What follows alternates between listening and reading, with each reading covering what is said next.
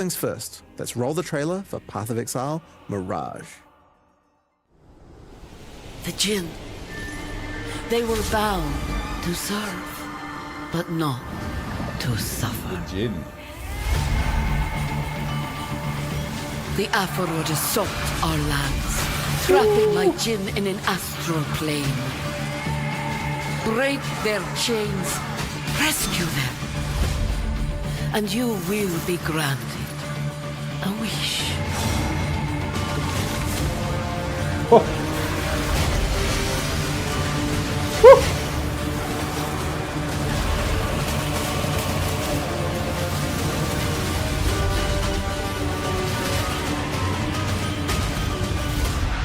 An ancient evil yearns for his freedom. We must keep him. Oh! What the hell is that? Imbued items. Holy sweet!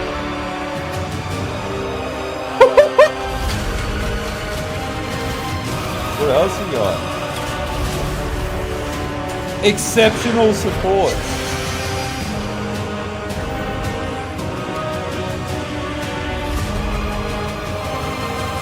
Reliquarian ascendancies.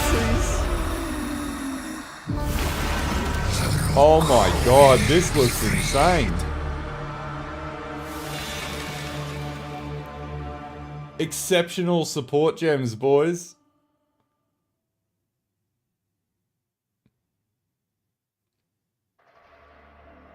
In today's stream, we'll take you on a deep dive into Path of Exile Mirage, where you'll unravel ancient mysteries, unlock new powerful rewards, and become part of the eons-old story of the Winter Sekima.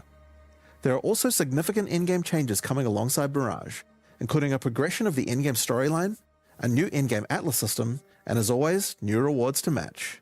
Damn. After that, we want to talk about the slew of new holy templar skills and supports, as well as an additional ascendancy class option added to the Scion, which some of you may find familiar.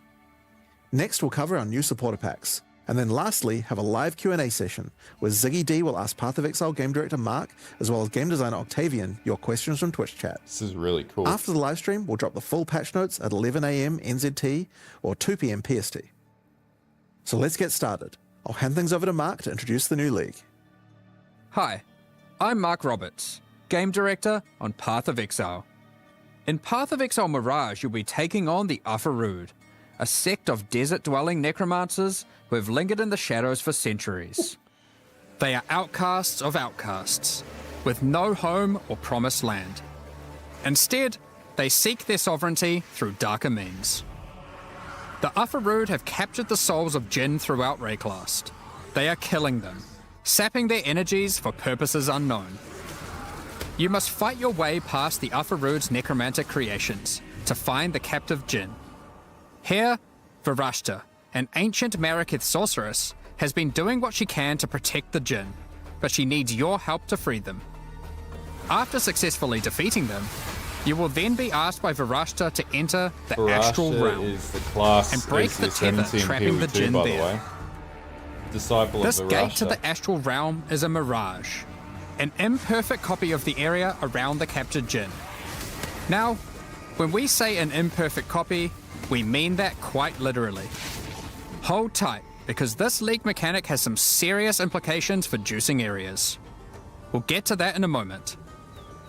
Varashta can augment the magic of the Mirage further, as she allows you to enter, giving you the option to choose one of 3 wishes before you do so. Super weird bleed bows being used. These wishes are modifiers that will apply to the Mirage area, and have some pretty potent outcomes. There are wishes that grant extra rewards, such as the wish for glyphs, which causes all portal and wisdom scrolls in the Mirage to instead drop as other currencies. Damn! Or wishes that will spawn rewarding enemies, such as the wish for avarice, which replaces a number of packs in the area with gilded enemies that convert their equipment drops to gold. And wishes that can grant you extreme power while inside the Mirage, such as the wish for souls or the wish for godhood, which allow you to consume the souls of your enemies or make you completely unkillable. That's pretty cool. While within the Mirage, of course. What the hell? Each wish is also marked with the sigil of one of 3 powerful Jinn: the Sand Jinn, Fire Jinn, or Water Jinn. Depending on the sigil chosen, monsters within the affected Mirage will have a small chance to drop one of 3 new coin currencies: a coin of knowledge, coin of power, or coin of skill. Ooh. Each of these coins can be used on a max leveled skill gem, corrupting it and augmenting it with a random support that matches the color of the coin used. That's so cool. I like that. More power. Only one skill that is imbued this way can be socketed into a given equipment item at a time, meaning you cannot have 2 imbued skill gems in your body armor, as an example. Choose what you wish That's one of the rewards, but let's get back to the area-to-area mechanic. for you. Once you've made your Pretty choice cool. of wish, enter the Mirage and fight your way through the monsters and astral hazards to find the tether holding the Jinn. Shatter this It's a chain really to free nice the chain. Jinn, step by step weakening whatever dark plans the Ufarood may have for Rayclast. Wishes are not the only value a Mirage has to offer to an enterprising exile. As we mentioned earlier, Mirages are an imperfect copy of the area the Jinn occupies in Rayclast, and it will copy almost anything, as long as it's within the domain of the Jinn.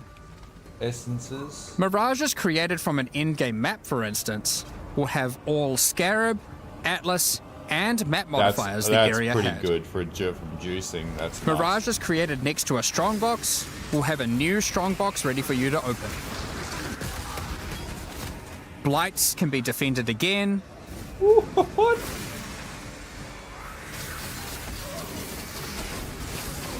Legions fought once more, and so on. Yeah, that's actually Effectively, pretty strong. you get a portion of your map to play a second time. And everything you did to enhance the content of that map applies in the Mirage too.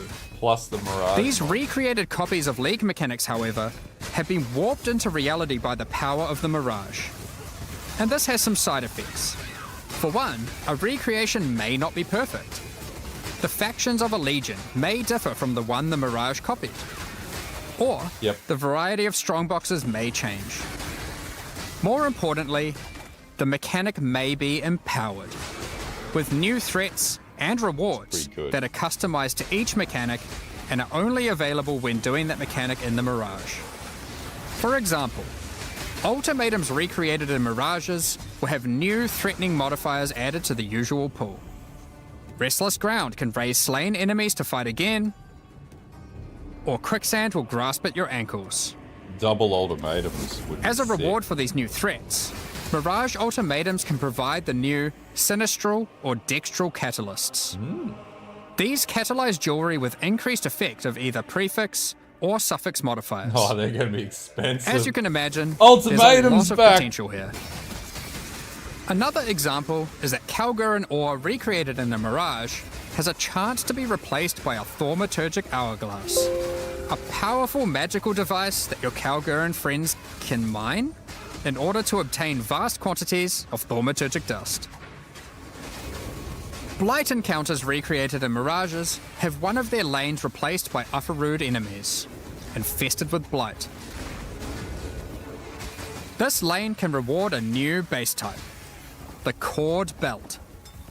The implicit of this belt allows it to be anointed, causing it to grant a passive tree notable of your choosing. As a quick note, Imprisoned Jinn will generally be near the content they can empower in the Mirages, so you don't need to worry too much about getting lucky with where your content generates in an area. That's so powerful. As the campaign doesn't generally contain too much additional League content for the Mirages to empower, we've gone and added a whole bunch that will force spawn near the Jinn, so your campaign experience will double down on being more action-packed and rewarding. Now, of course, if you're traveling through Mirages, encountering new enemies, and slaying them, you can expect to find some new uniques. The Ufarood are not only torturers, but thieves, and have over the centuries stolen away priceless Maraketh artifacts. Using their powers of rot and disease, they have twisted these items to suit their own purposes. Flesh Render is one such artifact, an ancient and exquisite Mariketh blade that has been tarnished and befouled. Its rusted and jagged edge is perfect for poisoning and withering your enemies. The base damage is too low. However, Varashta has in her command the power to restore these once lost Mariketh treasures to their former glory. Acquiring a coin of restoration by slaying monsters in Mirages allows any unique obtained from the Afarud to be transformed into its Mariketh counterpart, That's sick. its glorious original form.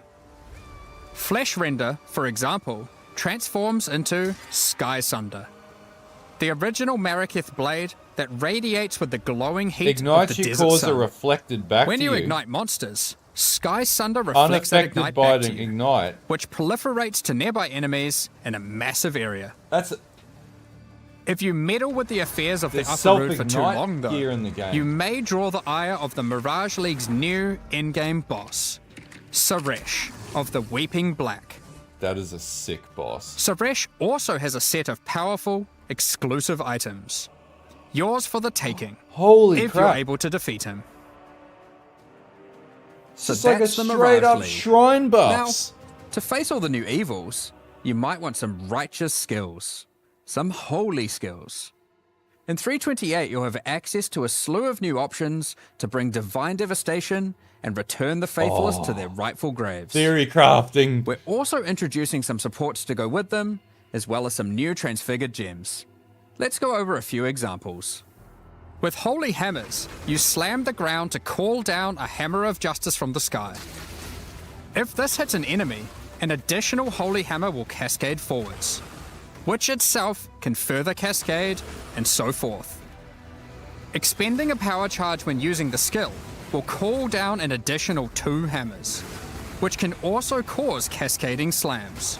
Oh, The wow. more numerous your foes, the more instruments of holy judgment. Sweep is an old skill. In fact, it is so old that it's one of the very first skills ever implemented in Path of Exile, over 15 years ago. It's been long overdue for some attention. With 328, it has been reworked into Holy Sweep. This skill converts some of your physical damage to lightning, with shiny new effects to match. We could use Some that. enemies struck by the initial sweep will have hammers of light batter them from above. These hammers cause area damage where they land, Yes! so clustered enemies are demolished by repeated impacts. When successfully hitting an enemy with Holy Strike, you'll summon forth a floating holy armament, Oh! a glowing mace that follows you closely. These weapons are minions, and will attack with Holy Strike themselves whenever you do. Oh, this can be abused. These holy armaments will copy the stats of your main hand weapon to deal their damage. Overlap Stand shotgun against and- your foes with Shield of Light, a Yes! retaliation skill which will allow you to unleash a cone of holy light upon enemies after blocking a hit with your shield.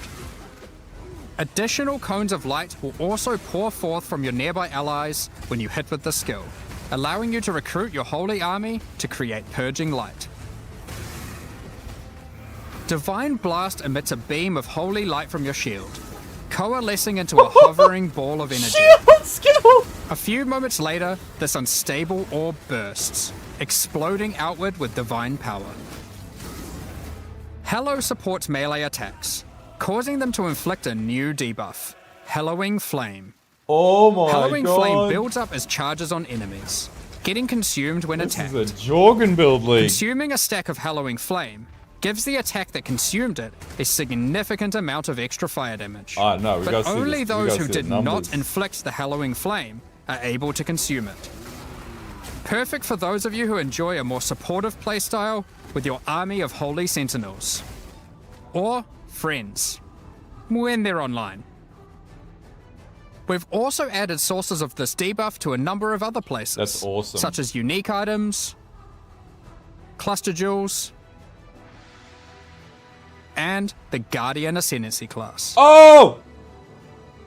Ah! Rework! Oh, that's a whole new We node. also have another batch of new transfigured gems, with many of these being variants for gems which previously had none. One example is the Shockwave Totem of Authority, Oh! which casts its higher damage dealing Nova at your location instead of its own. You might also enjoy Orb of Storms of Squalls. These storms warp directly to targets when you use lightning skills, and arc lightning upon doing so. This gives you a mobile storm of destruction This is such a good that league. follows you as you dive into battle.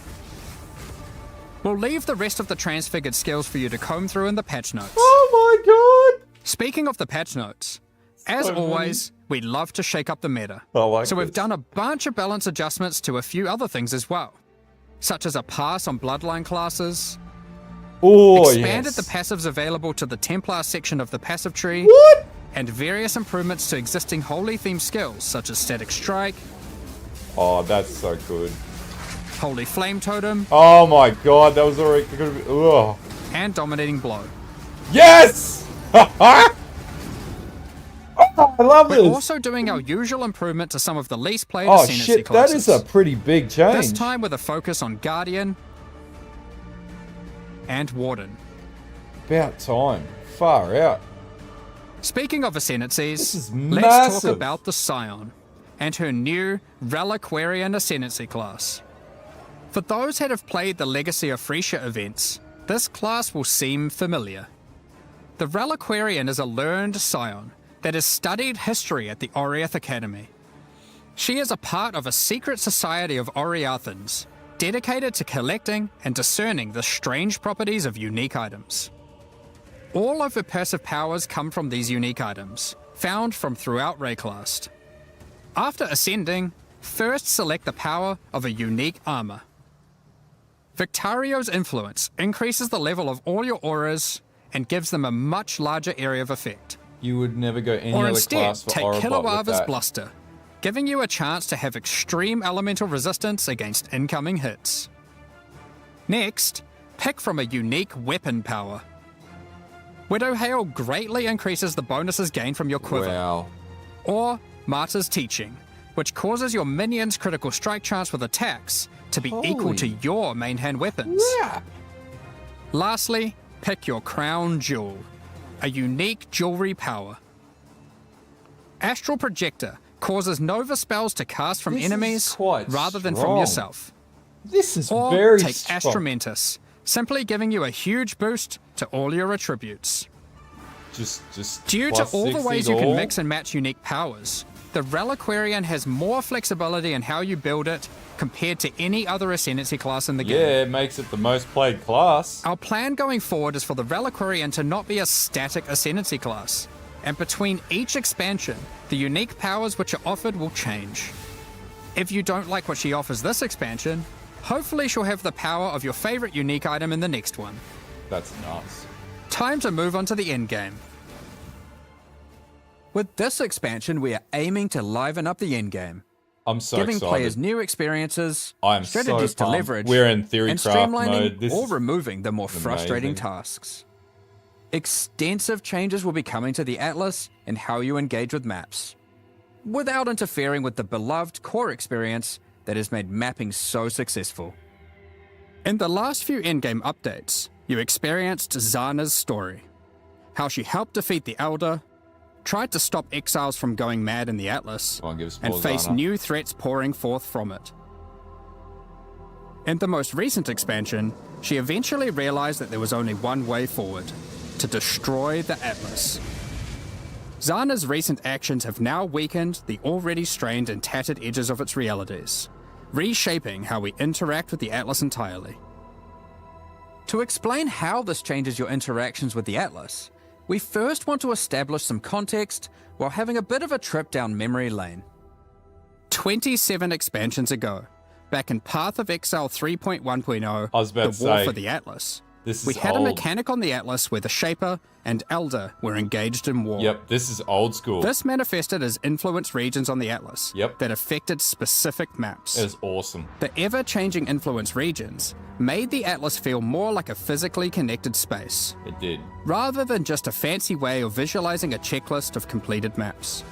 However, One of the main frustrations with this mechanic was that you constantly needed many different specific maps in order to manipulate the influenced regions. Yeah, that was pain. We realized we'd love to again have mechanics that manifest physically on your atlas, but we'd have to address the issue of always needing those specific maps. The first major change we'll be making to solve this is divorcing map items from specific areas. As an example, instead of having a mesa map, you will now find, say, a tier 10 map. To open a mesa map now, just locate and select mesa on your atlas. Oh, wow. Put in your map item, click activate, and you're good to go. That's totally it. I don't know about this. That mesa may drop a tier 11 map. You can then immediately return to your map device, which will default to the last map run, and then run it again. Or choose a new map to use it on. It's your choice. I don't know. This is one of the many benefits to this change, which is that if you're the type of player who enjoys chaining the same map over and over, or the type of player who prefers to jump around, it is equally easy to do either strategy or even scarab switch between slots. them at a moment's notice. For example, if one day you're farming burial chambers, hoping to eventually get a headhunter from divination cards, and you decide you need a change of rhythm, you can seamlessly swap to your boss farming atlas tree and spam mesa for peak boss killing efficiency. Up You until know why now, they're doing this? this would have required They're doing having this some in mesa PoE maps 2. stashed, setting all your favored maps to mesa, or doing a whole bunch of trading. This is You'll PoE. also notice that the structure They're of the doing atlas this has in PoE changed. 2. If you haven't played in a while, here's a look at it before and after. I don't think this is actually You bad. will now I think begin this at is the good. center of the atlas, Yeah, with this each is the corner old housing map. one of 4 voidstone slots. This is the old map system. In addition, all content accessed from your map device now exists physically on the atlas, so you can see everything available in the endgame as you reveal the fog of war. Yeah, this is the This old map also system. means that all unique maps are now present on the atlas, It's actually including pretty some cool. old favorites that are appearing for the first time. Don't worry though, you don't need to complete Hall of Grandmasters every league. You now gain 1 atlas skill point per unique map completed, up to a maximum of 10. Given there are around 20 unique maps, you only need to complete the half you want, if you can get your hands on them. Note, you aren't losing any atlas skill points. These have been moved to new places, and actually, you can get more than before. Oh, there you go. Due to Zana's actions, Egan now has a new goal and is determined to stop Zana's destruction by making use of a mysterious new discovery: arcane astrolabes. Zana is currently traversing the threads that weave the atlas together, severing them. With these new astrolabes, Egan is able to trace her movement, but using them causes dangerous side effects. When you use an astrolabe on a map on the atlas, It was, yeah. a shaped region will manifest itself in that quadrant, affecting many of the maps within it. This is similar to the, There are many different kinds of astrolabes, and they apply different types of this is shaped similar regions. to the Conqueror's system originally. For example, an abyssal region, which causes all the maps to have an additional abyss. Or a blighted region, which adds a blight encounter. Completing the content added by the astrolabe will remove the shaped region's influence from that map. This Upon is doing not so, bad. This is every pretty good. other I map like remaining this. in the shaped region will gain an additional modifier. This Yeah, means as you that's good. progress through the shaped region, maps you run will become more and more intense, with the relevant mechanic getting more and more juiced. I would say they would overlap, yeah. Finally, at the end of the region of maps, once you have successfully rid the atlas of the shaped region, Egan will take you to one of 4 memory vaults, where there are powerful rewards to be had. That's really good reward. He cares only for the knowledge hidden within that vault, so any items are yours for the taking.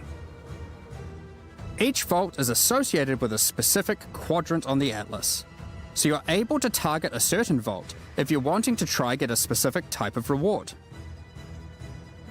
One such vault is the Archon's Vault, where you'll be rewarded with powerful unique items. That's pretty cool. Or the Zealot's Vault to acquire valuable currency items. So everyone's going to go zealots.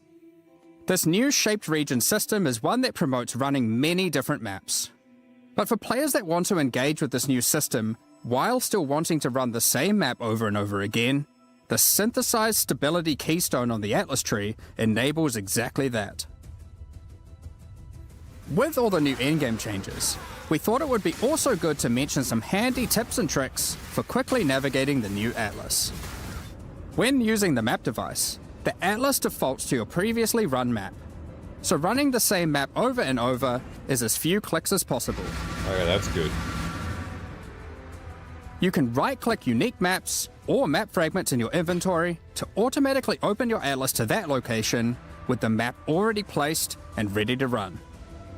When you select a special area that requires multiple items, such as to fight at Zeri or open the domain of timeless conflict, that's really if good. you have the fragments to access that in your inventory, that's amazing. it will automatically add them to the map This device is in the right spot. This is a rework PoE2 system, by the That's way. the core of the new this is coming endgame. in at 0.5. But there's a lot more in-game changes coming in 3.28.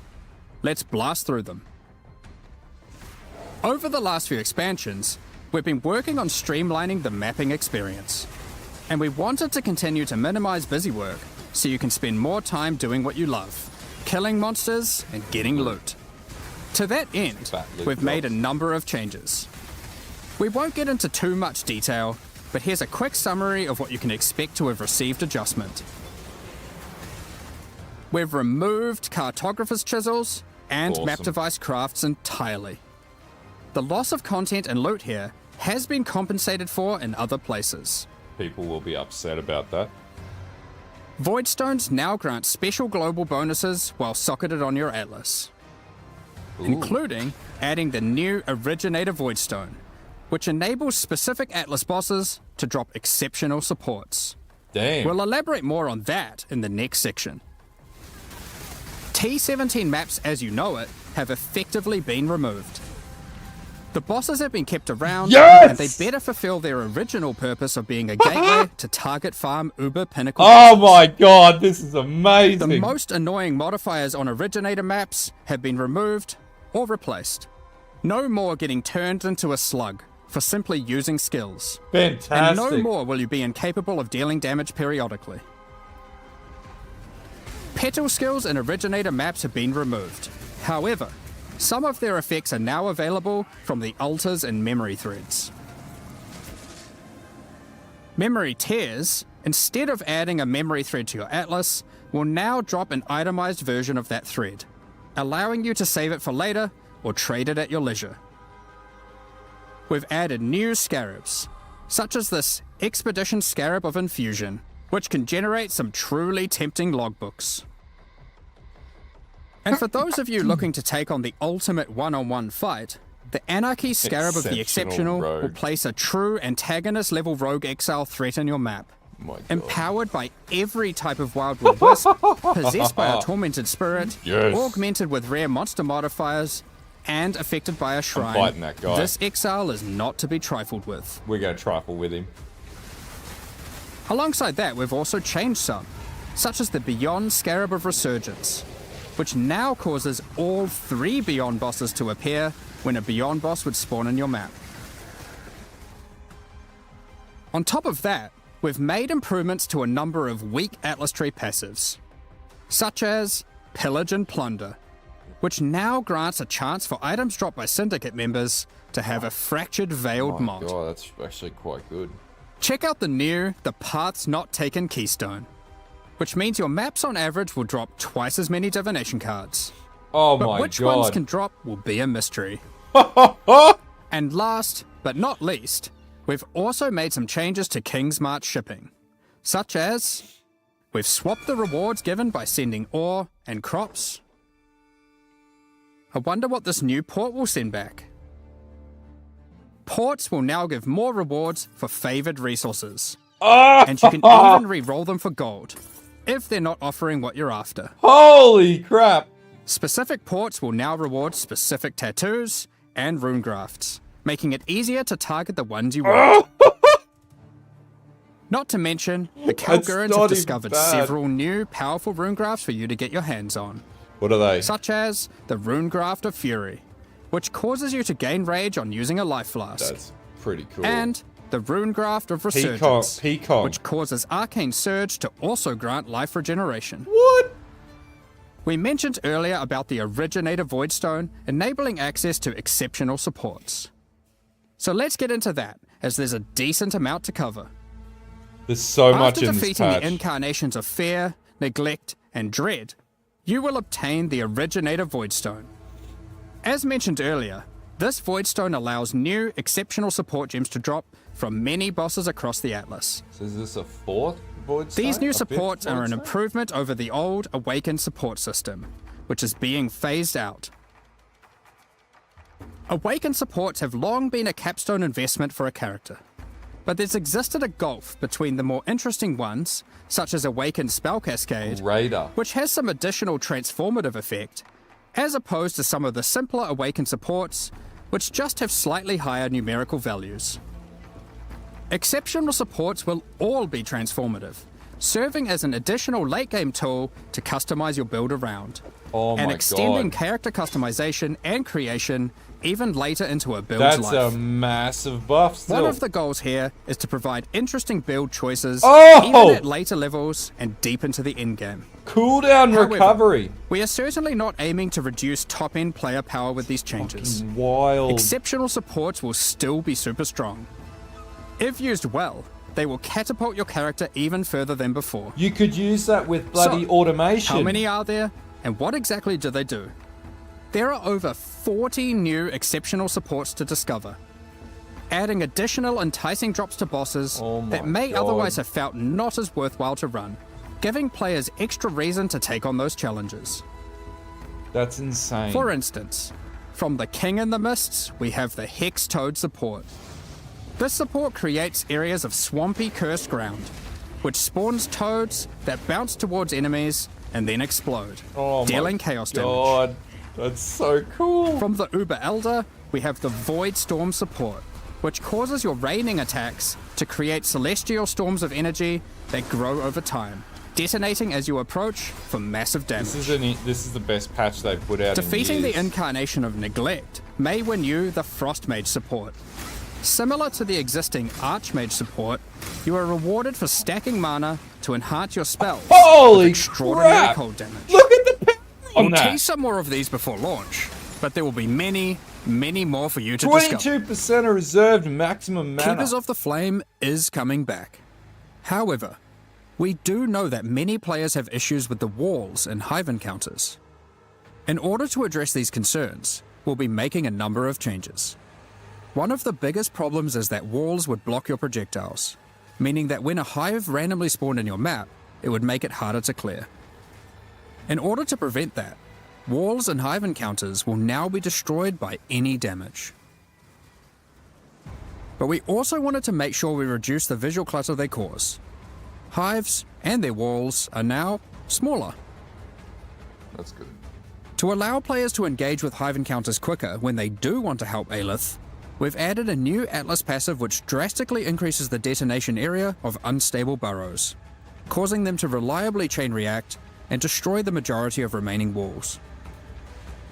For those who don't want to deal with the walls at all, there's now a pair of keystones that allow you to block hive encounters or unstable breaches, if you want. Now that this is a core league, That we sounds don't good to want you me. to have to grow your Genesis tree from scratch on every league start. So now, each womb gift slot is already usable by default, and access to the Monastery of the Keepers will be gained by finding Aelith starting in Act 6 Mudflats. They really kicked it out of the park here. Now next- with Atlas next Tree and weekend. Scarab support, you can have multiple unstable breach encounters active in a single area, for maximum ruckus. You know that they buffed Pleasure Hands. Speaking of they Atlas Tree wouldn't be and Scarab showing support, it we've otherwise. added plenty. Here are a few examples. The Massing Forces Atlas notable grants a chance to have additional unstable breaches in your maps. The Breach Scarab of the Marshal guarantees a breach boss or hive fortress, That's cool. while the Breach Scarab of the Incensed Swarm replaces all of Aelith's skills with Enrage the Hive, increasing the difficulty and reward from hive monsters in all subsequent waves. I think that's cool. Graft items will no longer exist, but we've moved several of the graft skills to new exceptional supports, That's awesome. such as the Hiveborn support, which summons an army of breach minions to do your bidding when you use a supported offering skill. And the Foul Grasp support, which calls forth a field of grasping breach hands when you recall brands, exploding for heavy lightning damage when enemies approach them. We're looking forward to seeing how these improvements and additions are received, alongside a lot of what Keepers also has to offer. From the new bosses in their bloodline, through to the Genesis tree and its many different crafting options. I think these like changes are Foulborn reasonable. Also with its new narrative, we look forward to extrapolating on all of this and learning more about Aelith, the Hiveborn, and its Breach Lords in the future. That covers all the new content we're adding, and that was a lot. From a new endgame system, several new reward types, new ways to juice maps, all of which you can double up in the new Mirage League, and all that alongside a suite of new holy skills, a new ascendancy class, and an insane amount of new character customization in the endgame. However, an important part of Path of Exile expansions is making sure there is a continued effort to improve quality of life. So let's get into that now. You can now favorite trades on the currency exchange.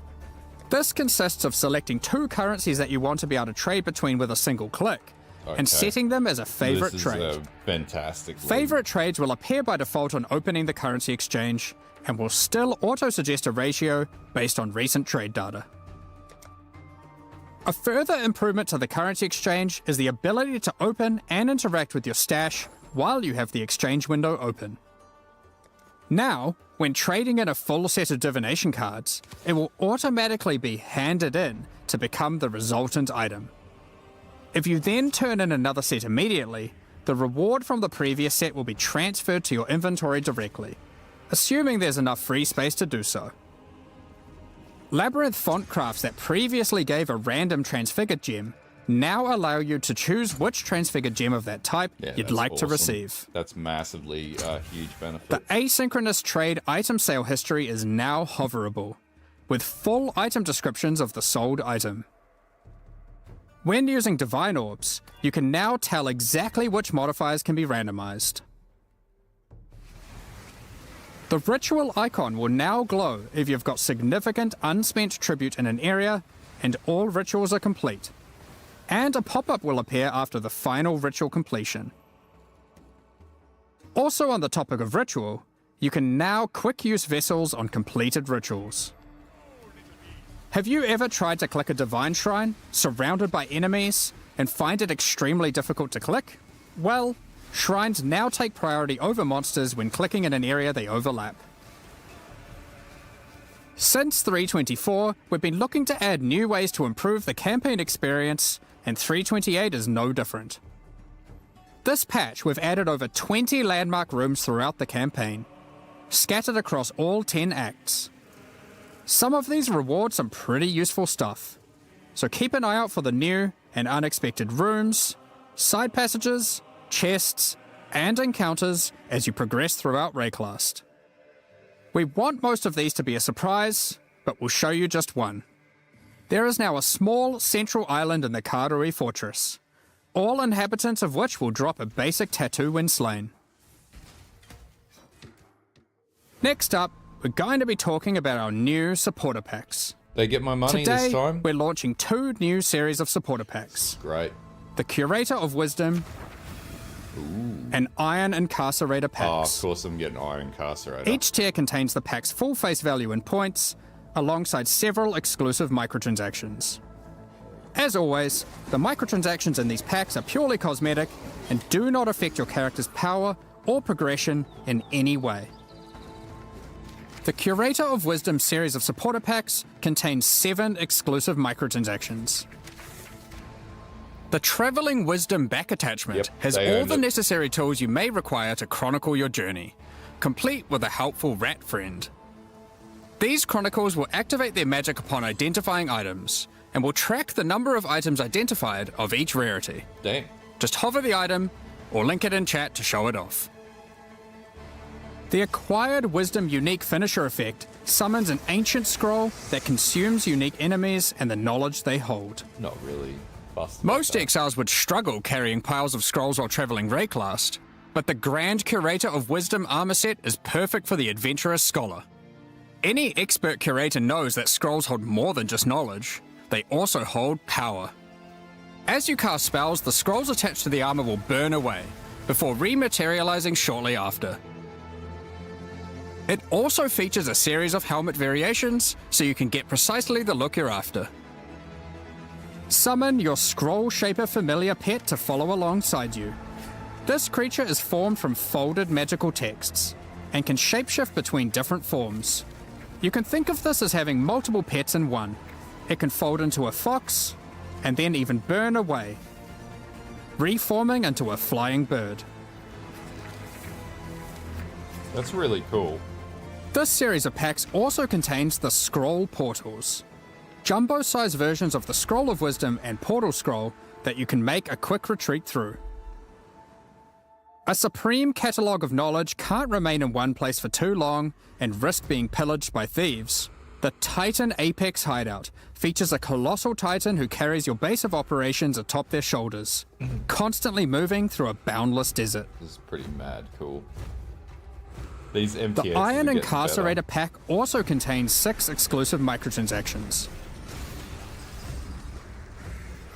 The Incarcerator's Restraints back attachment features stockades that were used to immobilize prisoners by binding them to the earth as they were tortured for their wrongdoings. Bastards get my money again. Shackles envelop your choice of torturing device when Yes. using the chains of the Yes. Incarcerator weapon effect. Hate These mace. chains shatter into links as you batter enemies. Make your way through Rayclast as a walking penitentiary, intimidating your enemies with the elite Iron Incarcerator armor set.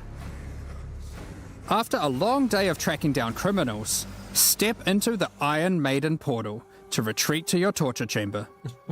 It acts as a great deterrent for would-be intruders. So heavy metal is.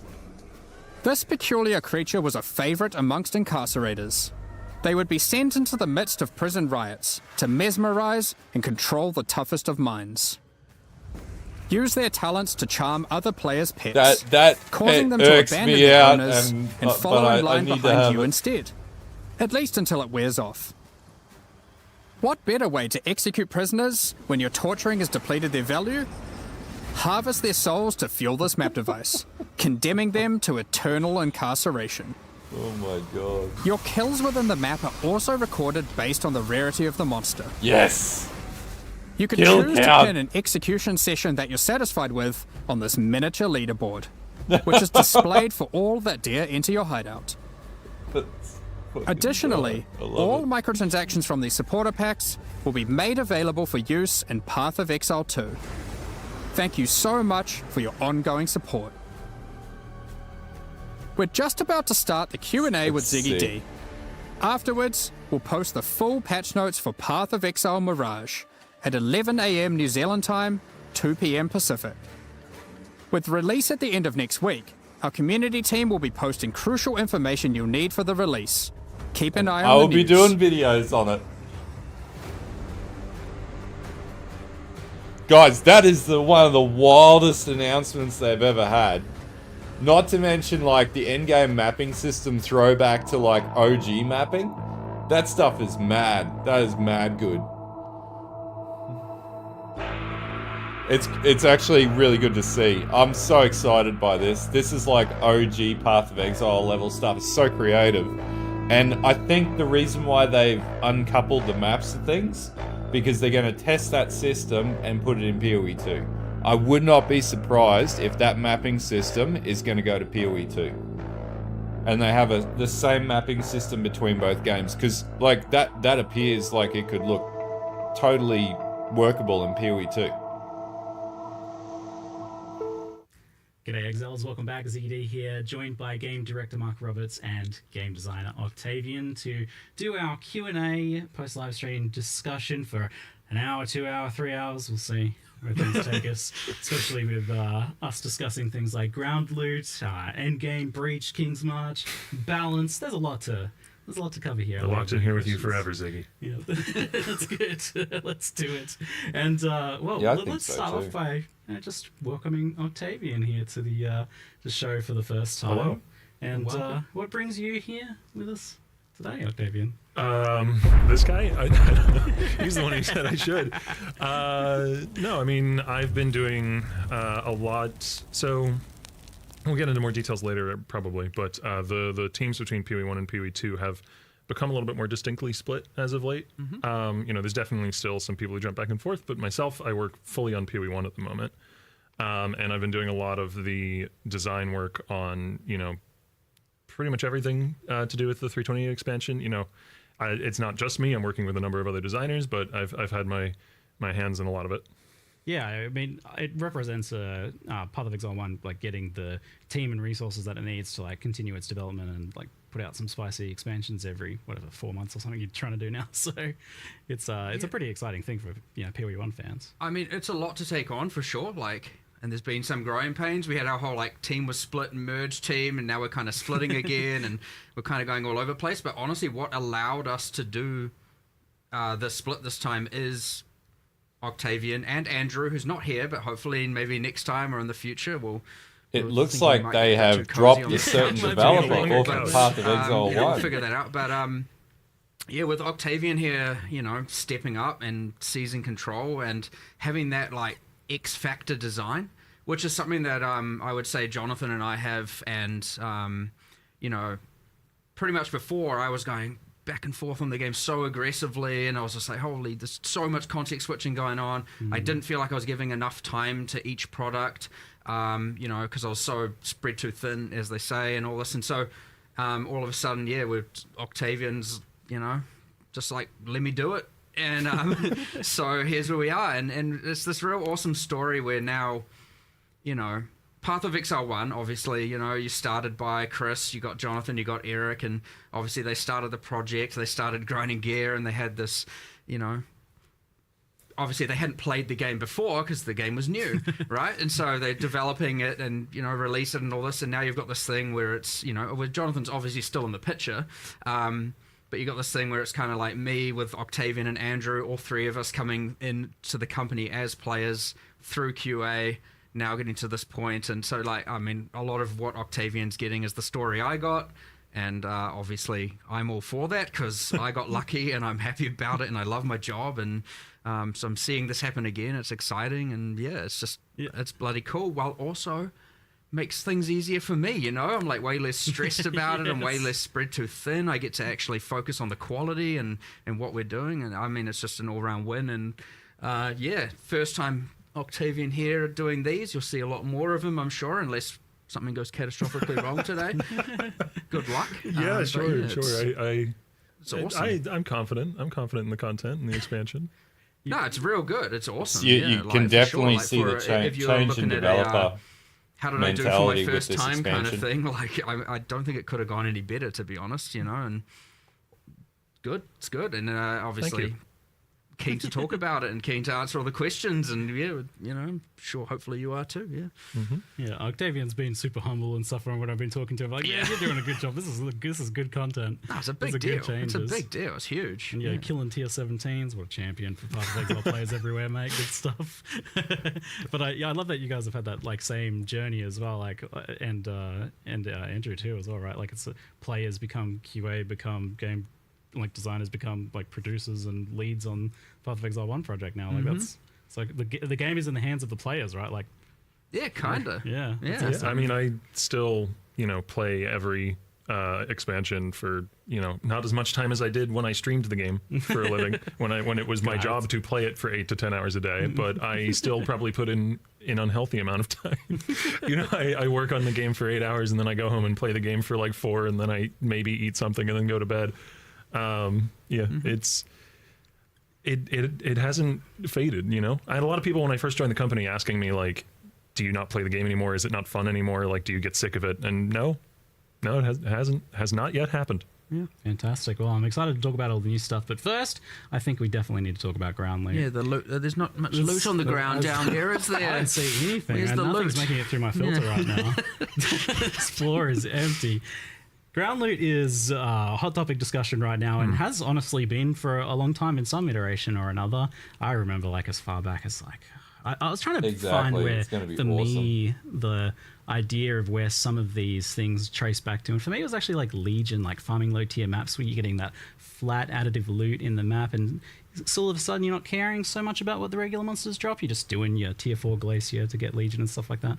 But this whole thing is definitely like it's been a tricky topic to break down, because a lot of people have various different issues. Some people are like blaming loot tiles. Other people, like myself, for example, think loot tiles are great. They're just kind of like indicative of the difference between what is dropping from regular monsters in a map and what is being given through what I will refer to as loot tiles, but is generally like flat additive systems, something that adds something, a known quantity, something that's going to be, what you're going to be getting to some extent.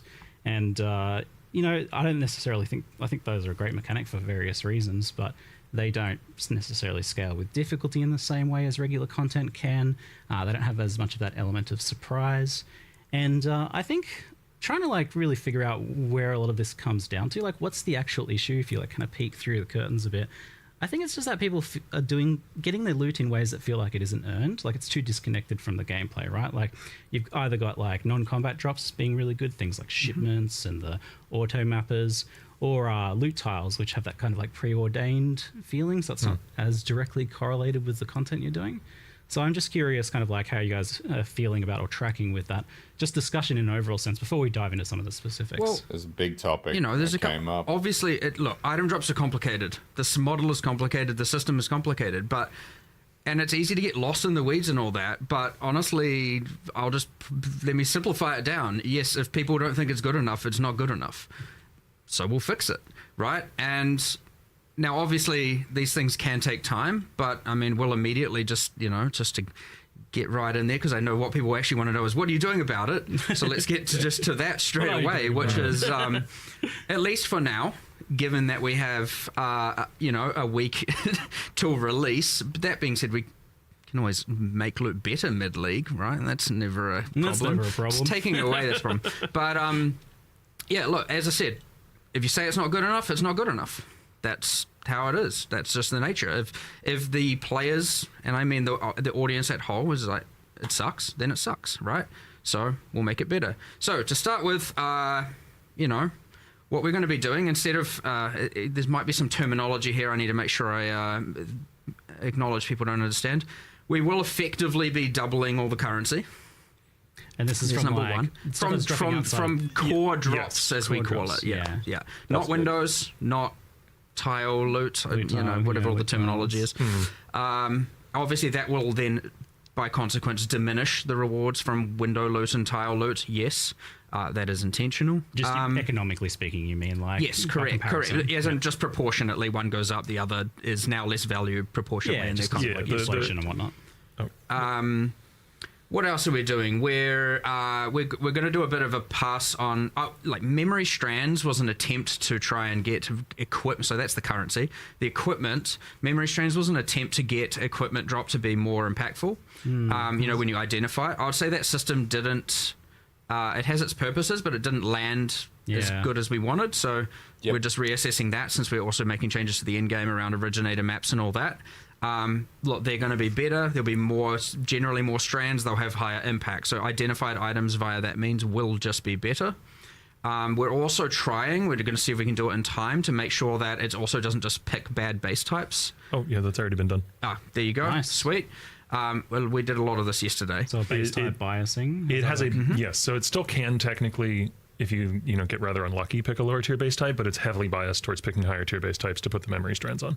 Okay, that's cool. I remember like a long time ago, it was not like that was avoided specifically. It was like, some people might want like a Grove bow or something instead. I mean, sure. I think at this point. Whatever.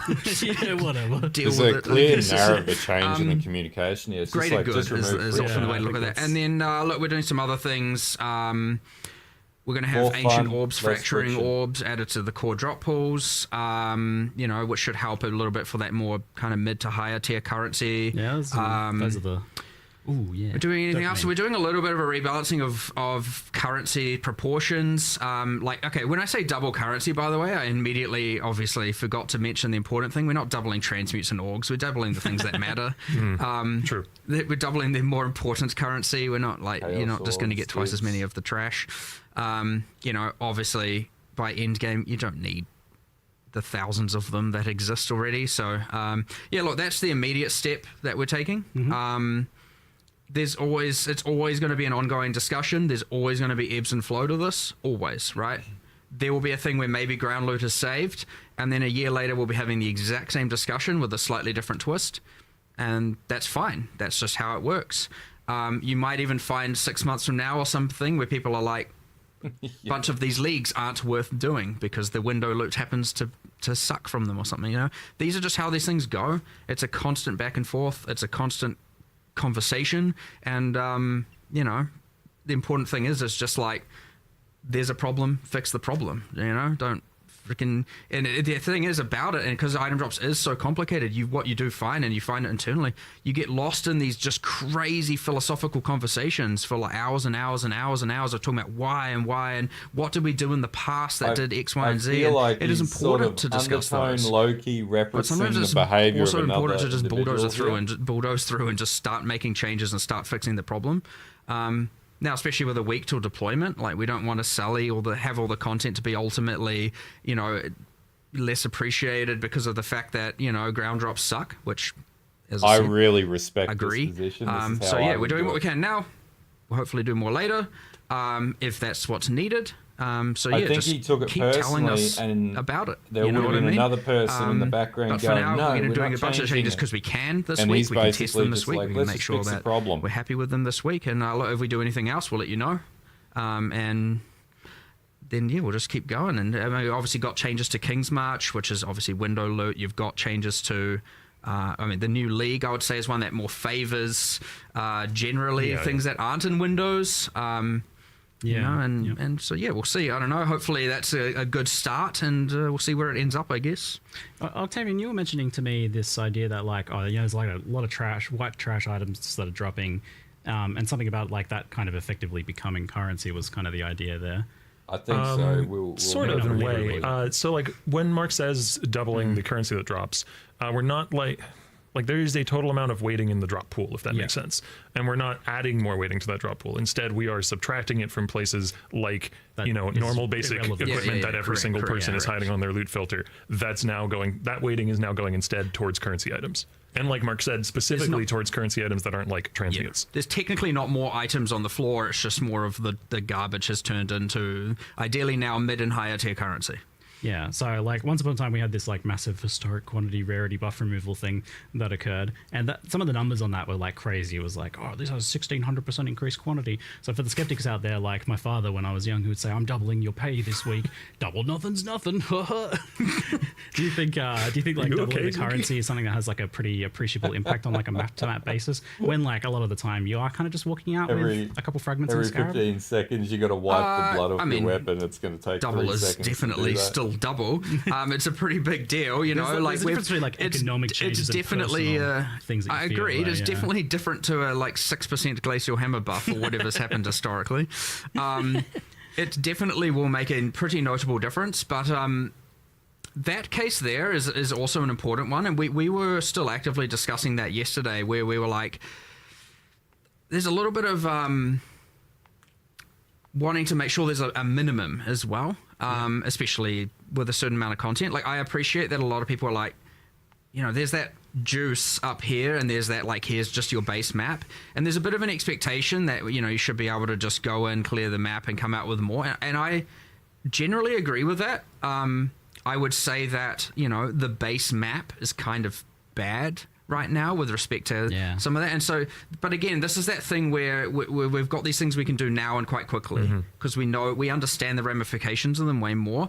Then there's still all these other conversations we need to have about more like that and how we can achieve that. There's things about how can we've always wanted the idea that the quality of equipment is dropping better, but there's less of it.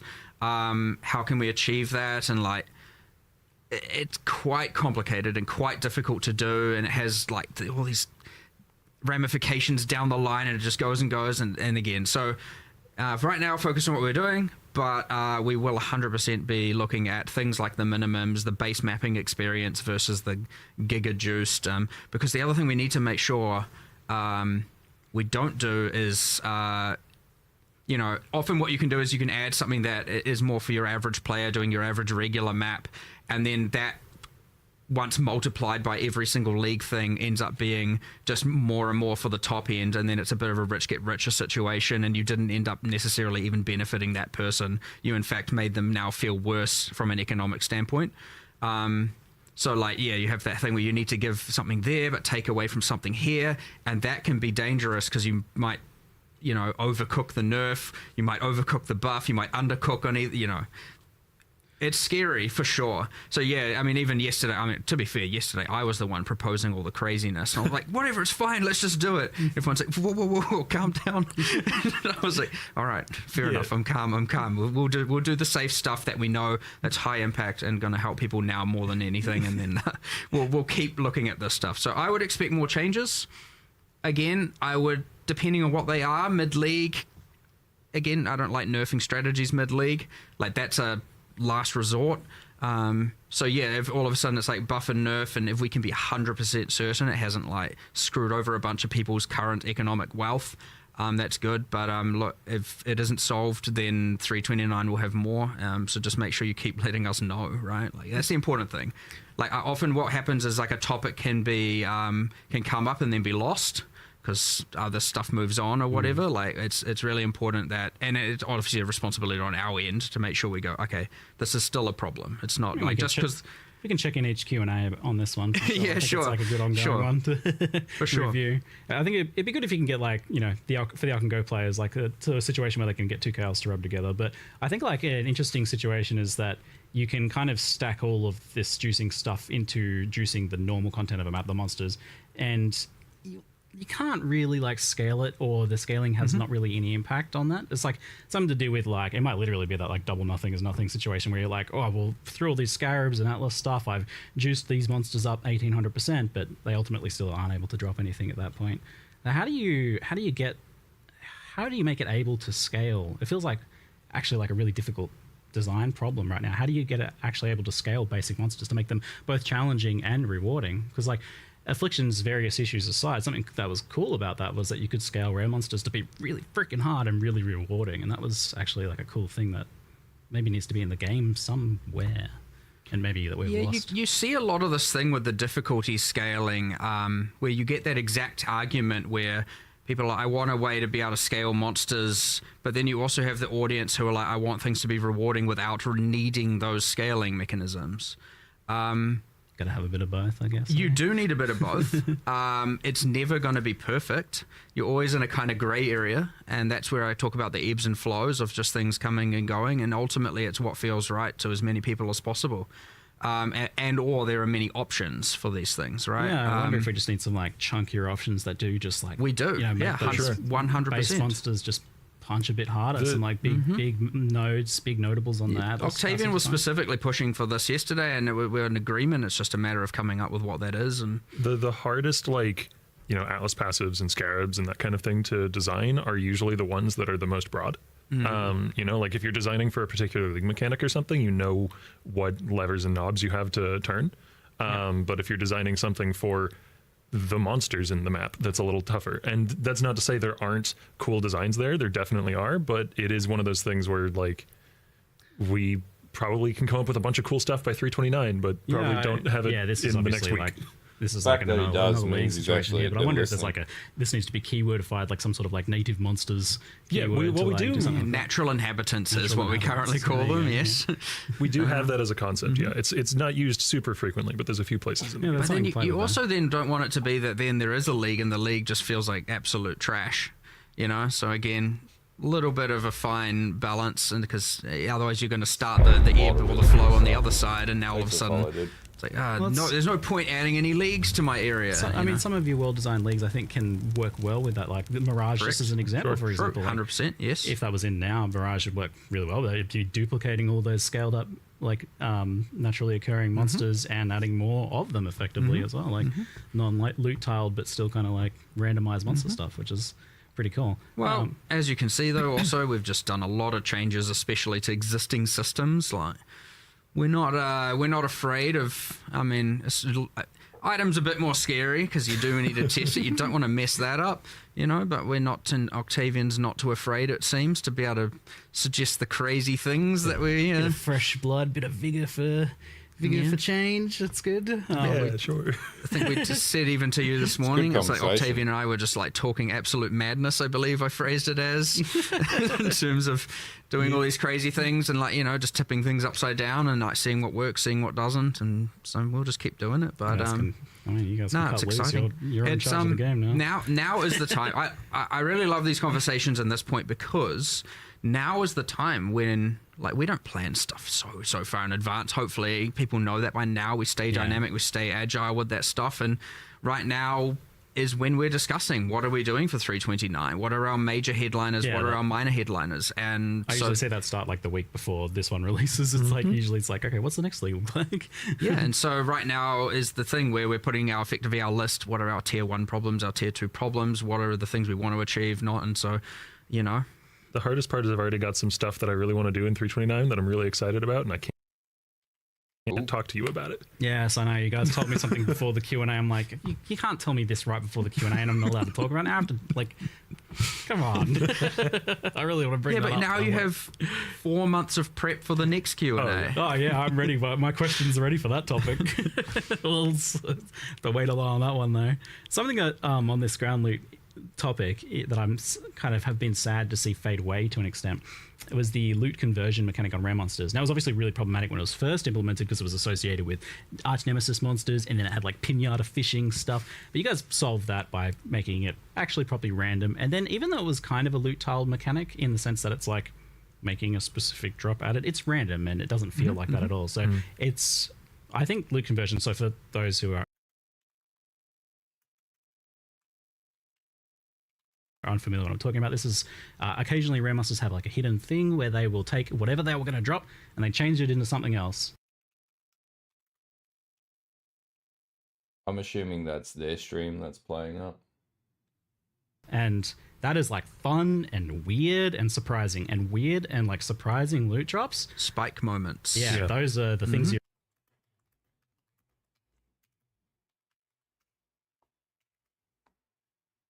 What the hell?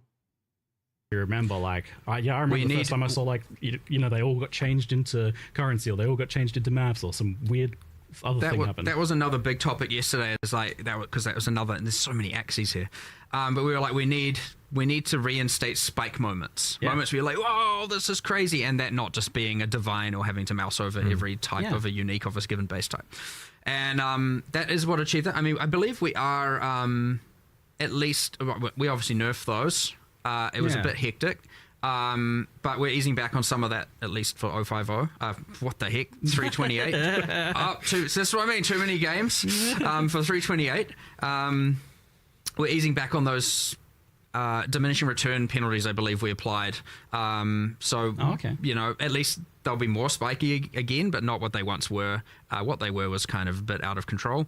That being said, it's important that there are those crazy spike moments, and if there aren't enough, like that might not be enough, then we have to we'll add more. So it's important that there's a variety of them too. You know, like that's the fundamental challenge of a loot-based video game is getting players to, you know, care about, you know, the different pixels on their screen, and like this set is more exciting than that set. And like that's the trick that as game designers you're trying to play on people, and it's not an easy trick to play. And you know, like one small thing, like Mark said earlier, that we are doing for 328 is the ancient orbs and fracturing orbs to the global drop pool, because now there's another shiny tink that might occur in the form of the fracture orb.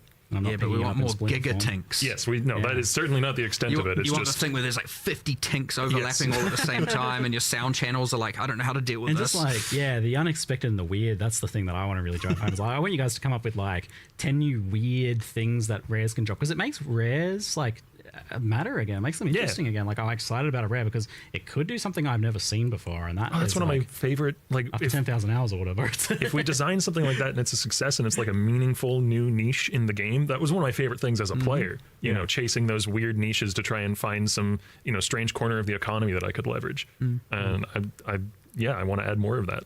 Right. Yeah. We will. It's on the mind for sure. Hopefully by 329 we've got a good set of that. So potentially some more loot conversion, weird explosions and stuff. There's kind of things in the meanwhile. You also then, when doing that, don't want to then just make the map boss feel valueless and all that stuff. So it's a little bit more to make sure we get right. Because map bosses could be a good place for that sort of thing, honestly, like the weird drops like that. In theory, you do it on both. Yeah. Could be distinct pools on each. Who knows? But then you don't want to create an environment where the map boss is only so rewarding that you just kill the map boss and repeat.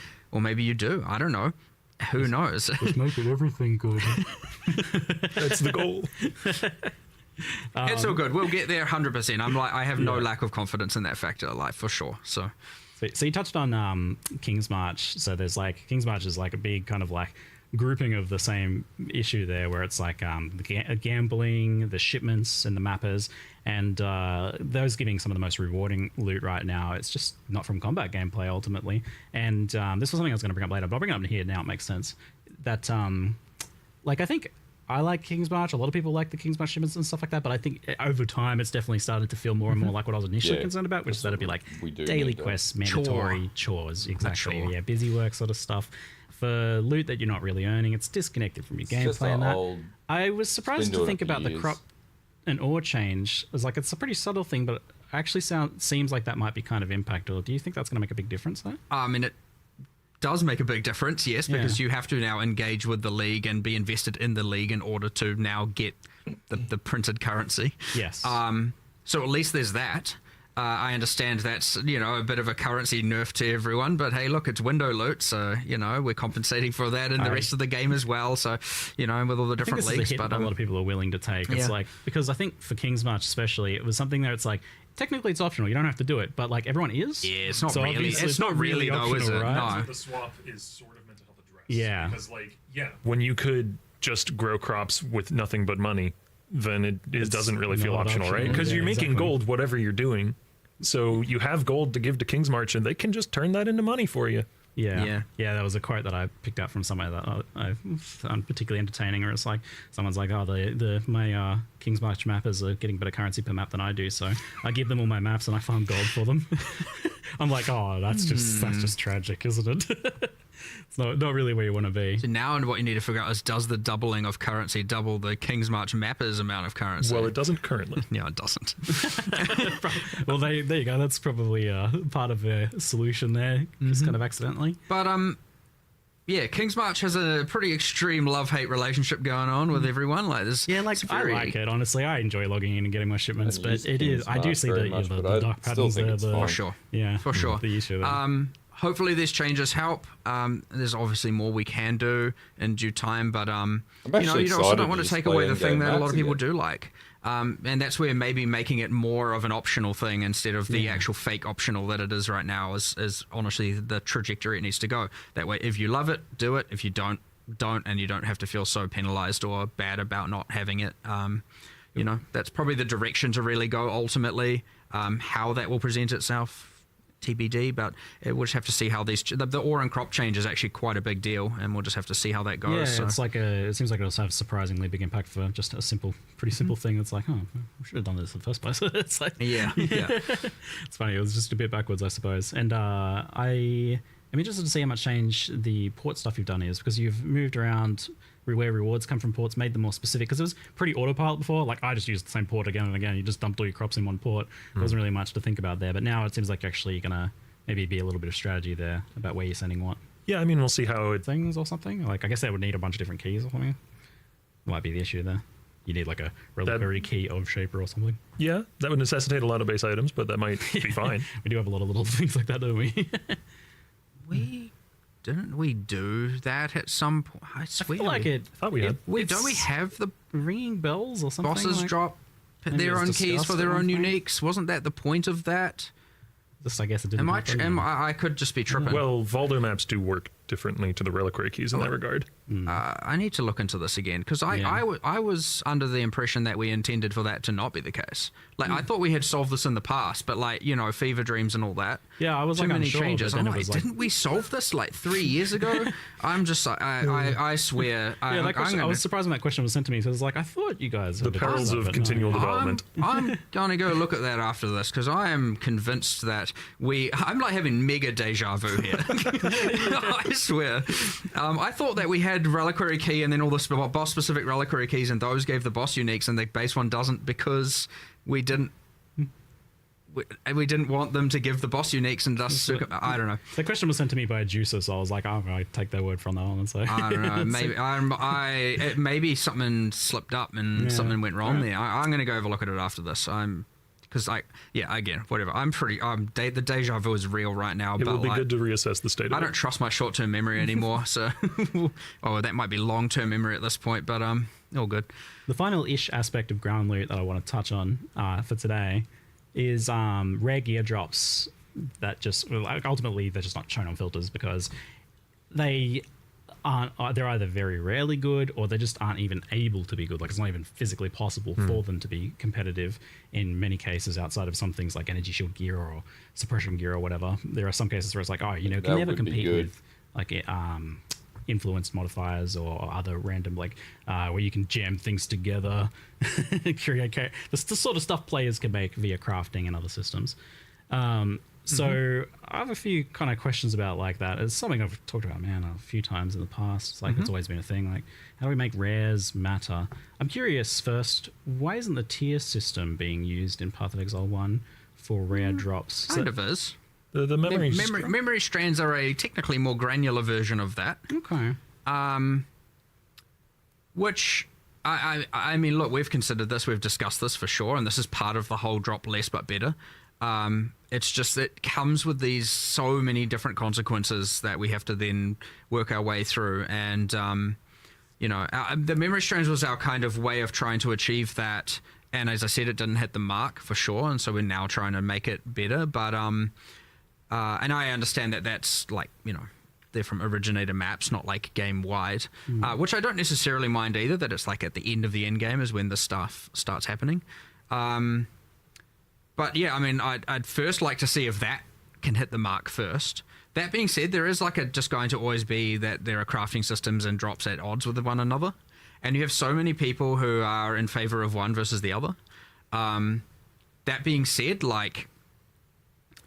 don't want to also just be like flooding the ground. You know how much people can juice. You don't want to just be now just flooding the ground with rare items, and it's just like, oh my god, there's just too much stuff everywhere, and I don't know, like. I was having a fantasy earlier about this. I was like dreaming about it and daydreaming about like, what would it be like if Path of Exile 1 all of a sudden dropped like maybe only a few rares a map, and I was like excited to identify and look at them. It's like that would be such a crazy change from the amount of stuff that drops right now. I think that game mode is called Ruthless. So maybe. Whoa, man. It's your first time in the Q&A. Calm down. No. I mean, he's technically right, but we can solve that. But the discrepancy between average map and pinnacle, right? We obviously then have to assess, like, how can you get, if you can get 1,000 times more value out of your map, how do you then not go from 3 to 3,000 items? And we would need to address that because like quantity is just quantity right now. So there's a lot of like thinking about how that system can translate into that. Because at that point, the entire map would have to like kind of understand its value of items already dropped and then kind of stop. There's something kind of a bit weird and complicated about it that I don't quite know how to achieve. Tricky thing to nail down, but I wonder if there is a world in which such a thing is possible. Like, just, for rares to kind of be like, I guess rare ultimately, but not to be not to be ruthless in the sense of it being like an item scarcity situation, but just that like, well, man, if we're dropping 500 rares and we're not looking at them through. I saw that; it looks sick. If those were rolled into 5 rares, I think that could be because if it's like different shrine buffs as well. One of the things that could be really cool. Again, this is something that was discussed and not going into 328 because it has a lot of ramifications that we would need to interrogate for 329. But like an extension of the memory strand changes was like, well, what if we just you know how the drop conversion stuff that you're talking about for rares. Like, what if we do some drop conversion thing where sometimes rares will drop way fewer rare items, but they'll drop super memory strand heavy items, and they'll drop a few of them, and like that sort of thing. It is definitely on our minds. I will say one of the things that contributes to this experience, particularly in keepers, was just the strength of the breach tree, the strength of the Genesis tree, and while that's being rolled into core, it has been adjusted. Yeah. I mean, while those windows they're generally going to be showing you just like effectively every rare item that's presented there is many thousands of rare items that are on the ground. Yeah. And how is that ever going to compete as well? So then even to make the ground items like that, I guess, would be how you compete, and that's what I'm curious so to see what that would look like. there's like so many problems to solve here, and we'll just keep working through them. It's just, again, I cannot stress how complicated all the item model and everything is, and you know, messing up the economy in any drastic way, be it stuff that we do on accident. Sometimes we do try to avoid it as much as possible, and a lot of these things are really hard to come back from if you mess it up.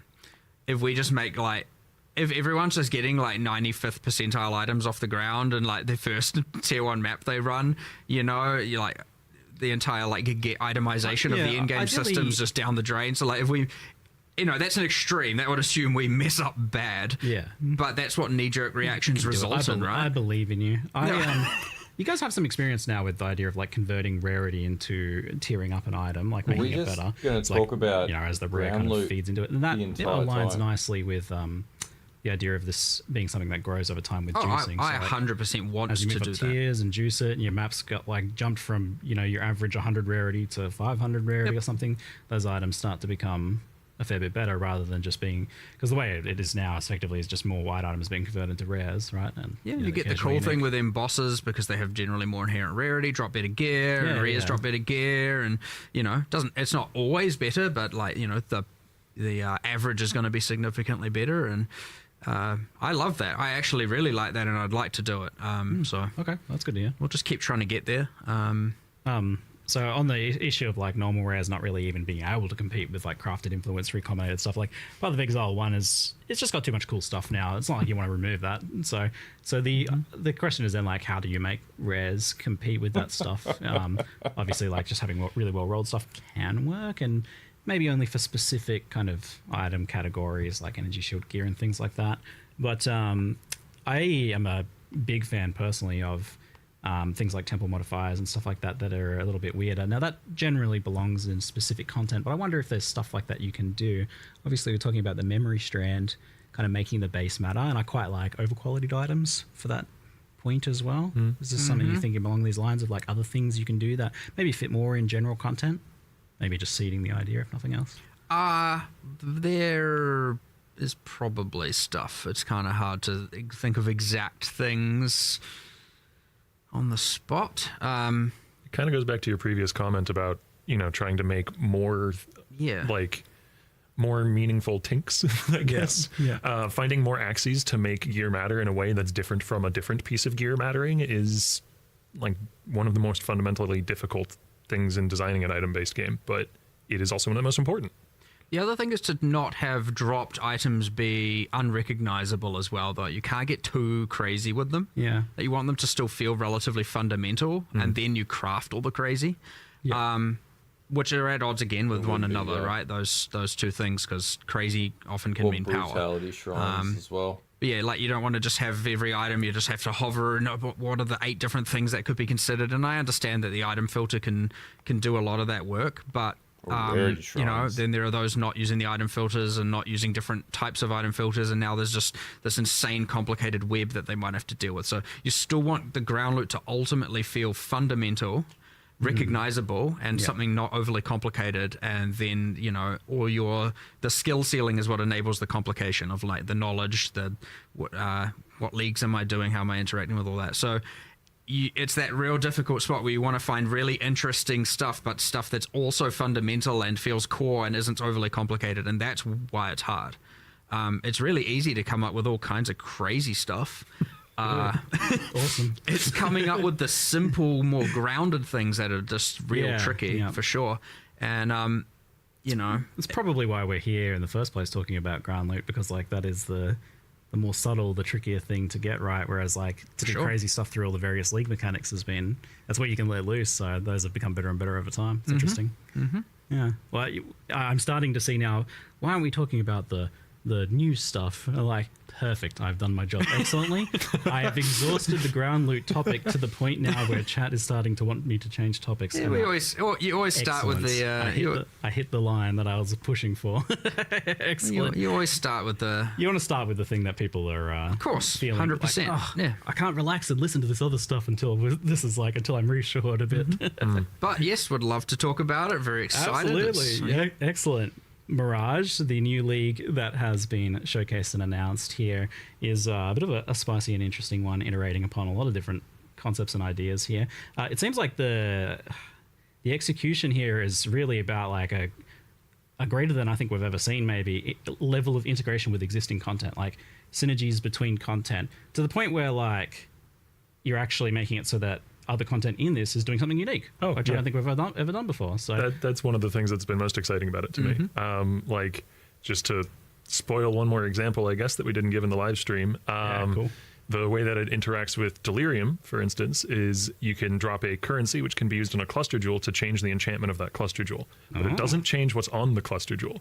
So you can theoretically roll like a shield or a block cluster jewel. Cool. You can roll a block cluster jewel into X notable that you want. You could then even fracture it and then use the new currency to change it over to being, I don't know, a brand cluster jewel or something, assuming those are both in the same size cluster that is jewel. wild. And then you can roll a brand notable along with your block notable or whatever. Wait, did I miss where you said, like, can you do insane. this just once, or is it... You can keep reusing the So currency. you can like add a modifier and then change it to a new one, add a modifier. I want to modify from these two types and then to end with this type. If you're the luckiest man on earth, yeah. Crazy. But how cool is that? That is wild. I love that. I'm excited about that. And like It's coming up with it's some cool ideas lately. it's basically like, you know, me and Leighton, one of the other designers, got to just design a whole bunch of, you know, ooh, and wouldn't it be cool if we could go back in time and add this one other thing to this mechanic? Designing crazy is easy. No, it's not. No, that's underselling it. But I don't know. That's exciting for sure. Yeah, that's wicked. So, like, was this the initial goal on the outside, or is just something that happened kind of on accident? This idea of making Mirage really like interact with and amplify the existing content in the game. The very, very initial goal was I like how some of my favorite designs for League mechanics are like Delirium and Affliction and stuff like that, even Sentinel to a degree, where it's like it augments content. And I was like, well, what if we could do that, except it augments the area and not the League, you know, not like just the monsters. And then out of that grew is like... Yeah, and then later we, you know, because that is a good base, but you need a good League mechanic needs a bunch of extra, like, you know, bells and whistles, I suppose. Yeah, it's always just been kind of like, oh, Such it a accidentally weird thing kind to of say, juices dude. this other mechanic for whatever reason. So that is that's a whole new level there. It was interesting. So I played through like the campaign with this league, and it almost felt like some sort of like best of Path of Exile league.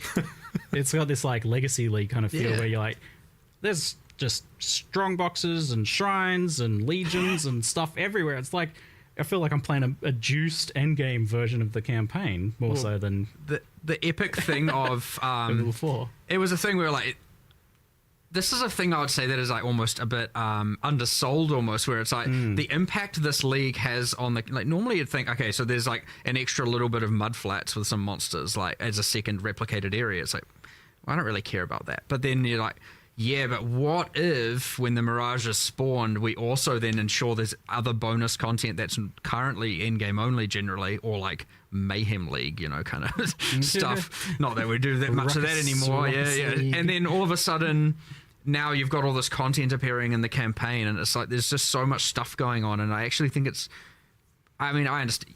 Like, if you want to just get to endgame, go to endgame. It's still your choice. You don't have to. But for those actually wanting to engage with the league and the campaign, it's probably one of the most like interactive ones, and it probably adds the most amount of content out of any maybe that we've done before. In addition to that, there's also a bunch of handcrafted campaign-specific wishes that they fall away at the end game because they're not really powerful enough to be competitive with the end game juicing wishes and that sort of thing. But they'll give you a binding orb or two on completing like the very like Act 1 or Act 2. There's very early ones that can give you that. There's ones that give you like a whole bunch of chromatic orbs. There's ones that give you a unique weapon or Stuff you need. something like that. Things that are really useful in the campaign. Even later in the campaign, there's one that'll give you a 5 link.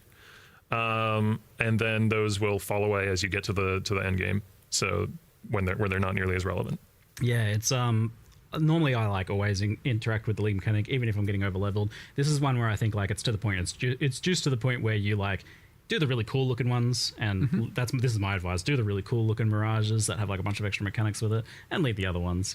Just like you'll be able to take it or leave it here, even if you're a player who normally does them all or check the normally mechanics, skips them. check the wish, do it or move on. Yeah. Also, like the wishes sometimes are unique, and a detail that I wanted to make sure was known is so the Mirage in the I call it the overworld and the recreate. Those are the internal terms we've been using. Okay. But the Mirage around the object in the initial area, not the one that you've recreated, does have a lot of extra monsters from the Afarud, as Mark was saying in the live stream. Those monsters are purely additive, so they don't displace existing monsters or anything like that, which does mean that even if you never enter a Mirage, you're just kind of killing more stuff in the campaign than you would otherwise. Like, there's just extra monsters. Probably how you were so over-leveled. Yeah, true.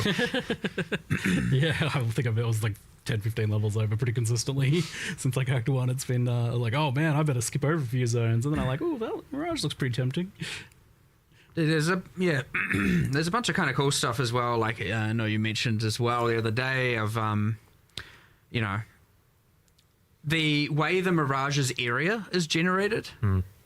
Like it when you have a circle, you got a circle, right? And so in claustrophobic maps, a lot of that circle's an unwalkable space. Yeah, we've had the this way that issue the before. area of Mirage generates is it flood fills walkable space until it occupies an amount of space. That's clever. Which means on a map by map basis, it's relatively consistent. I noticed that you solved that issue. I was like, oh, you guys have done it. Yeah, our programmers put a lot of work into that. So they did a good job. But even then, you've got now you can immediately think of that and go, well, hold on. If I'm in like say toxic sewer and it flood fills, I'm going to be so far away from the portal. Well, there's just a button to take you back to the start of Yes. Yep. You guys are getting good at this, anticipating my quality of life complaints. And it's got fancy effects when it teleports you. Normally, like in the past, I'd come here and I'd play for a bit, and I was like, you guys need to make a quality of life for this. And then, like, no, you guys have done it already. Part of doing quality of life changes, even though sometimes they're insane and sometimes they're, not as crazy, by doing it in every patch and holding ourselves accountable to doing it, we then often get like, well, hold on, what would we be doing next league for the new content? And you've rewired your thinking, I think, on this. Yeah, I feel 100%. like I've noticed that at least that mandate to do 10 quality of life fixes. I think Yeah, another really you're minor looking for them now. Another really minor thing is the minimap in a Mirage area is always fully revealed, so you know where you need to go. I didn't even notice, but that's awesome. Yep. It's just like little things like that. it is a actual terrain generation recreate, so to speak. So you wouldn't get lost either way, I suspect, if you were kind of remembering what happened anyway. But I mean, in my memory, maybe. bit of sure. It's, True. We're talking about not having short-term memory, so who knows anymore nowadays? It's a funly weird. No, they're still in the game, weird but mechanic now in the there's campaign too, exceptional because supports like and quite often awakened you're like, supports. it spawns near the boss. You do the boss in the Mirage. You pick up the quest item from the boss in the Mirage. Yep. And you're like, I'll just go. A lot of that suspiciously It just kind works. of worked. Yeah, it just which works. And it's made like, me feel that's really, weird. I like really it. suspicious. So like there's there's some bug we're overlooking here, but it's been pretty thoroughly tested to this point. It just kind of works. I've been intentionally trying to like be like, oh, what if I do it this way? Being like a little cheeky, like, oh yeah, what if I kill Peyote in here and get the thing? I mean, like, it has had some bugs. Don't get me wrong. Like there was a bug where like if the Mirage didn't generate far enough, you could click an entrance that's supposed to take you to somewhere else, and now you're just outside the Mirage and you can't move, and that's not particularly good. I haven't run into any of those things yet, so you've been polishing it out pretty well. Higher level of polish a week out than usually on this visit. That's so good. I've noticed. So you guys, the team division maybe is working well there. Yeah, because by having ultimately Octavian and Andrew focused on Peri 1 entirely for that whole span, you know, and we were obviously all discussing. I loved our. Generally, our design meetings are at like 6 p.m. and then they just run until we, you know, really look outside and we're like, oh, it's very dark. We probably should have gone home. But the sun is rising. yeah, we got these just cool, awesome like evening design sessions and that going on. But then those guys just were cranking from the get go, like Awesome. you know, and as opposed to like kind of fighting for resources between the two, we laid out exactly here are the resources you got. If you need more, just tell us. But like work with that for now, get everyone working straight away. And I mean, obviously it sounds obvious. It's like, that's how it should be. But, you know, you got the 2 games, especially, it like, can be a bit hard. Like, where do you go? What happens? Gets a bit crazy. So, you know, as much as that sounds like, well, obviously it should work that way. You know, it isn't as simple as it often sounds when you, especially with passion projects, because, you always, especially as a designer, you want to work on both things. You want to know what's this cool thing going on over there. I want to be part of Pretty that. happy with this, So you Hogan. have to also be able to kind of It's a separate really yourself good and go, patch. you know, I'm just going to acknowledge I don't know what's going on, and when I see the live stream for the other game, I'm going to learn a bunch of new In-game stuff. got And really so That's one of the benefits of it. it is a bit. That's I get true, to go actually. into PoE2 releases with next to no idea. It's like, oh, cool. What, you know, I get to be in the player base getting the exciting reveal again. That being said, he's like sitting amongst the other designers. We're all still in a collective, and everyone can hear what everyone else is doing, and so you can kind of still hear stuff, and people will still ask you questions about things that you've worked on before. So, but yeah, real cool. But yeah, I know. But getting off Mirage. But I know we talked about some of the stuff in the campaign, but I just wanted to also give you an opportunity to talk about that cool endgame thing with you mentioned boss, and I got it and remembered another exciting thing. Which end-game thing with the boss? The whole map is a Mirage. Oh, yeah, I forgot about that. Wait, what? That is one of the... So it augments league mechanics, but it can also augment a few things that are like technically not league mechanics. Like it can augment a map boss, and it will cause it to have some... You know how like when you free an essence monster, there's effects going on, you know, like maybe there's fireballs flying out. So it'll cause it to have effects similar to that. So it's a little more challenging. But the upside is when they drop a map, there's a chance that map is fully miraged. Like it's got a mirage in the map that is covering the entire thing. So you get 2 maps for your map instead of 1.3 map for your map, or however much. The reveals keep coming. I don't know about that. There you go. Wild. I was going to ask, like, because you've got this whole, like, oh, it's juicing the other mechanics and it's doubling the other mechanics and it's adding extra monsters to your map. It's like, how do you, like, make sure that the actual league mechanic still feels rewarding there? Like, you guys are going a little nuts there. So you've got Mirage maps. There was adding supports to skills. Oh, yes. Okay, which I always forgot about. The Jin coins. Just kind of slip that in there as well. Imbued gems. Yeah, it's interesting. Don't know what to make of that one yet. It's Pretty wild. at odds with corruption. Just to explain how some of this works. So it that's corrupts true. the item is at odds with either +1 level or quality, you know, as gems do. Because, you know, adding even a level 1 support and getting the right support is a pretty good amount of power creep. You know, and so it being at odds with corruption allowed it to be that strong. You know, if you could do it both, gets to it's a compete against bit the +1 excessive. power a little bit. Yeah. And it isn't fully random. It I'm will pretty look. happy, man. It takes I into think it's account gonna the be great. supports which can support that skill, and it can only roll in those, and That's, also can only roll in the color of the Delve is gonna be coin. very So if you're using a red coin, you you get get some- a red support that works for that skill. You have Yes, some you're influence over it you're there. not going to get like faster casting on a double strike or something. You know, brutality is a valid support for wild strike, so you could get that, which isn't particularly so don't good. use the red one on there, probably. Well, you know, LE damage to the you can tax risk is it. also red That's and can go on true, wild strike. multi-strike. So, or sorry, is LE damage to the tax the modern name of? Ed West, yeah. I think Yes. it sounds- But regardless, like there are, you know, undesirable outcomes, but all of them are technically functional. okay, all right. And then there's these uniques that you can like clean up as well. You do one of those restoration YouTube channels, like I found this sword and it's like just a big pile of rust. Let's restore it. You just scrub it down with the Jin coin, get all the rust off. No, it's more magical than that. Yeah, excellent. And I don't know if this was really shown, but there's a lot of like, is this just the campaign or is it endgame as well? There's like a lot. There's these like silver gin caches and gold gin caches and. That's at all points. So cool. when you're in a Mirage, Those are juicy. there's like there's packs of enemies that are specific to the overworld encounter and packs that are specific to the Mirage encounter. They're actually different monster varieties.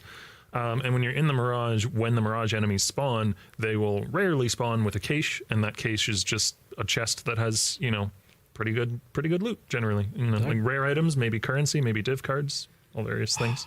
Sounds wicked juiced. Awesome. Yeah.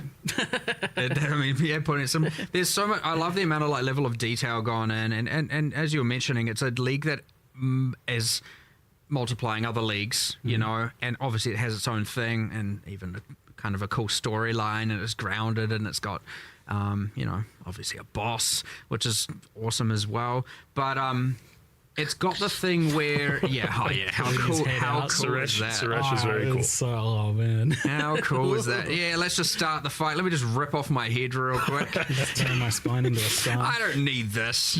I'm gonna. Who came up It's a with tiny. that I don't want to spoil much of the fight, but a tiny minor spoiler is when you kill him, his head lands and sticks in the ground, and then you can talk to it. And he gives like lore. Obviously. Obviously, yeah, it goes without saying.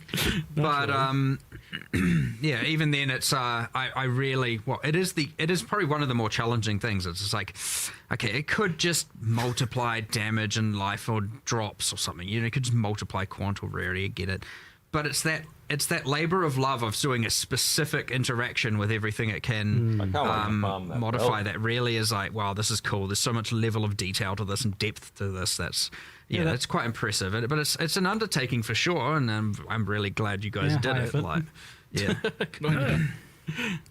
I mean, I would want to do more if I had more time. Mm-hmm.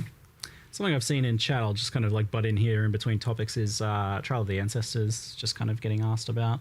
I had forgotten about it. It's been a while. And I think it was like was this the one that it's coming sometime? We're trying to. Oh, look, it's still on the list. Yeah. It's not on our most recent thoughts. This is a Steam backlog sort of situation. Trial of the Ancestors. Kind of is, yeah. I mean, we're getting more and more of these, I feel like, over time, where stuff we want to improve, enhance, re-add, or whatever.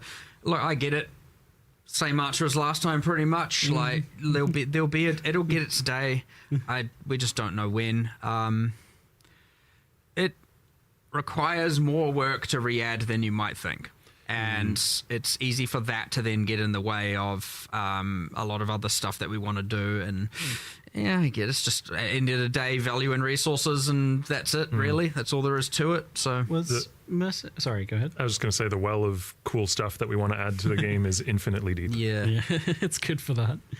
Was Mercenaries one of these ones that was like coming back or something in some way? Like I kind of we will do that. We will do that again. I always hate saying when we're going to do stuff, because that's people want a time. What does that mean if there's no time? It's just this nebulous infinite. One day it will be here. But I still like to be clear on when we intend for something to come back or not. So yeah, we still want to do it. For a rainy day. We'll get there. Honestly, we will get there. There's not too many big things that are like still pending that we've done before that we want to re-add. So, but just timing. But again, like there's been so much growing pains with the different 2 projects and stuff. We're only going to get more efficient at this. We've got more of the staff than ever. We're still hiring. Like we'll get there. If Octavian wants more people, Octavian and Andrew, they want more people on that for Peri 1, we'll hire more. We'll give them the resources they need. Whatever we need to do, we'll do it, and we'll just keep going forward. So yeah, it's all looking up. It's all great days. So all right, I just want to say though, like I feel like maybe you could get a little bit more of this stuff done if you didn't do things like make the Reliquarian. Okay, like. And commit to changing its passives every single league. Okay, yes, that committing to that is extra work. But Reliquarian is really efficient because she uses stats that already exist, right? Yeah, like we have all of these uniques. I was talking to Andrew about this though, because it's like, oh man, you actually have to consider like against the uniques that you can like double it up with, against like all of the other ones in there. It's like yeah, you can make an acceptable list procedurally generated each league or whatever to like cut down on work, but you're still gonna have to like actually double check everything there. Oh, for sure. It's a little crazy. It's fine. I love having an ascendancy. I love having an ascendancy that we've pre-committed to, like, this is gonna change every time, because it means we can, do something cool and different every single time, and players will expect that going into the next patch, And it's so just to clarify for people as well, like this isn't replacing Ascendant. This is this is addition. Scion has a second Ascendancy now. When did the Scion come out?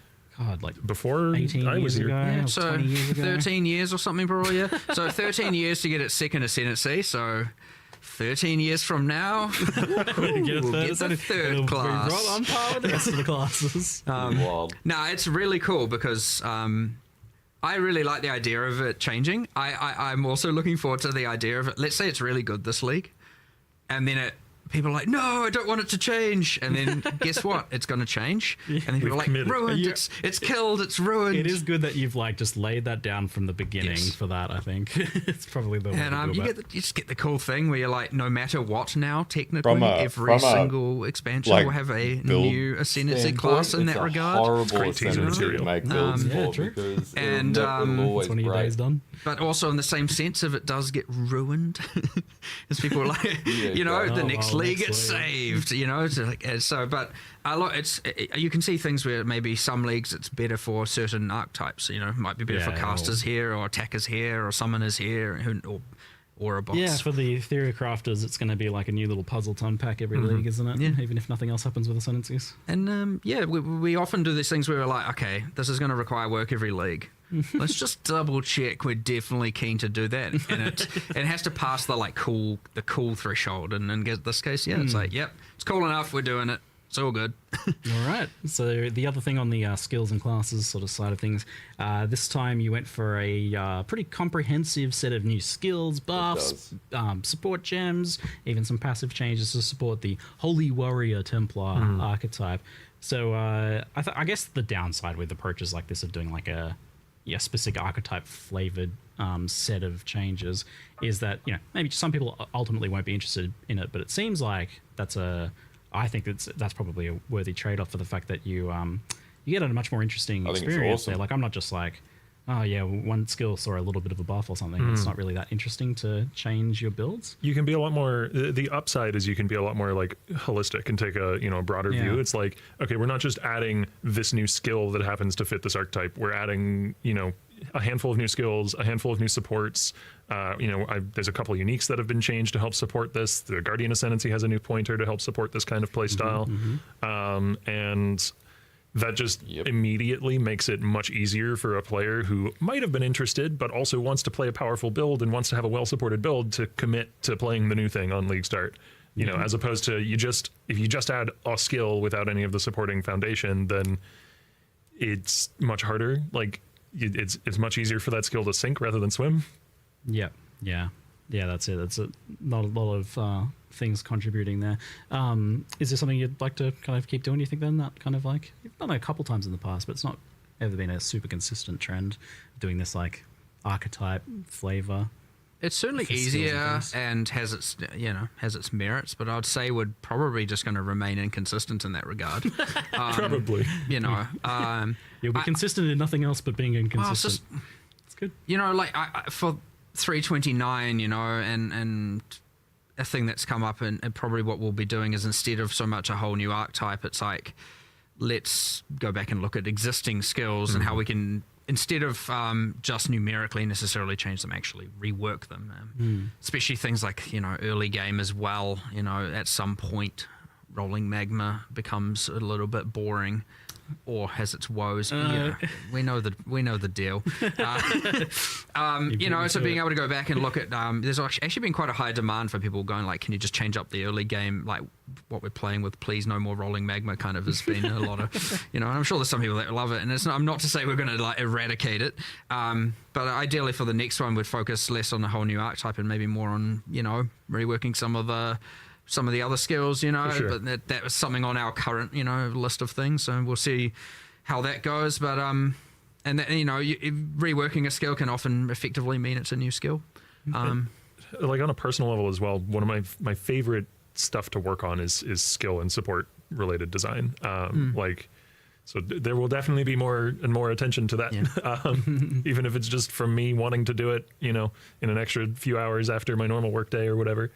I also have like a personal goal that every reasonable active skill eventually gets its own transfigured version, hopefully two. That's the new transfigured this league are a step in that direction. I think they're all on ones that didn't have any transfigured variants before. So maybe there's like one that is on a make. skill that already had one. Yeah, I was going to ask about that. Like, you feel like transfigureds are kind of like hitting the mark? They're like a thing that's worth kind of keeping personally, updated. Yeah, you're adding more. And is it likely that like new skills come out with transfigureds right away, or is that something you add in the future? When there's a transfigured variant that is interesting enough and also wouldn't detract from the development time of the base skill. Yeah, that was kind of my Like, follow-up like if there. it's a simple twist that is an interesting one, then sure, because I think we did that with one of the wand skills in the last league that get released with a transfigured variant. Yep.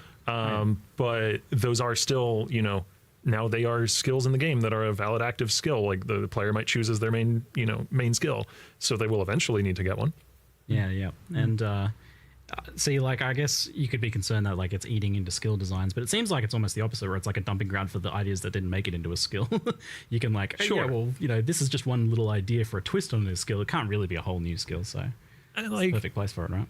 yeah, it's also just I can't like stop myself from having a cool idea and being like, I want to do, I want to do holy hammers, but it's a big fist or something. I don't know. Sometimes you do need to stop yourself having a cool idea sometimes, but, generally speaking. All right. On the kind of like more balance and skill design, hand casting and channeled skills are kind of just like a rough area I just want to mention or bring up. Is this something that you're like thinking about or still kind of like tracking? I think it's maybe something we talked about a little bit in the past.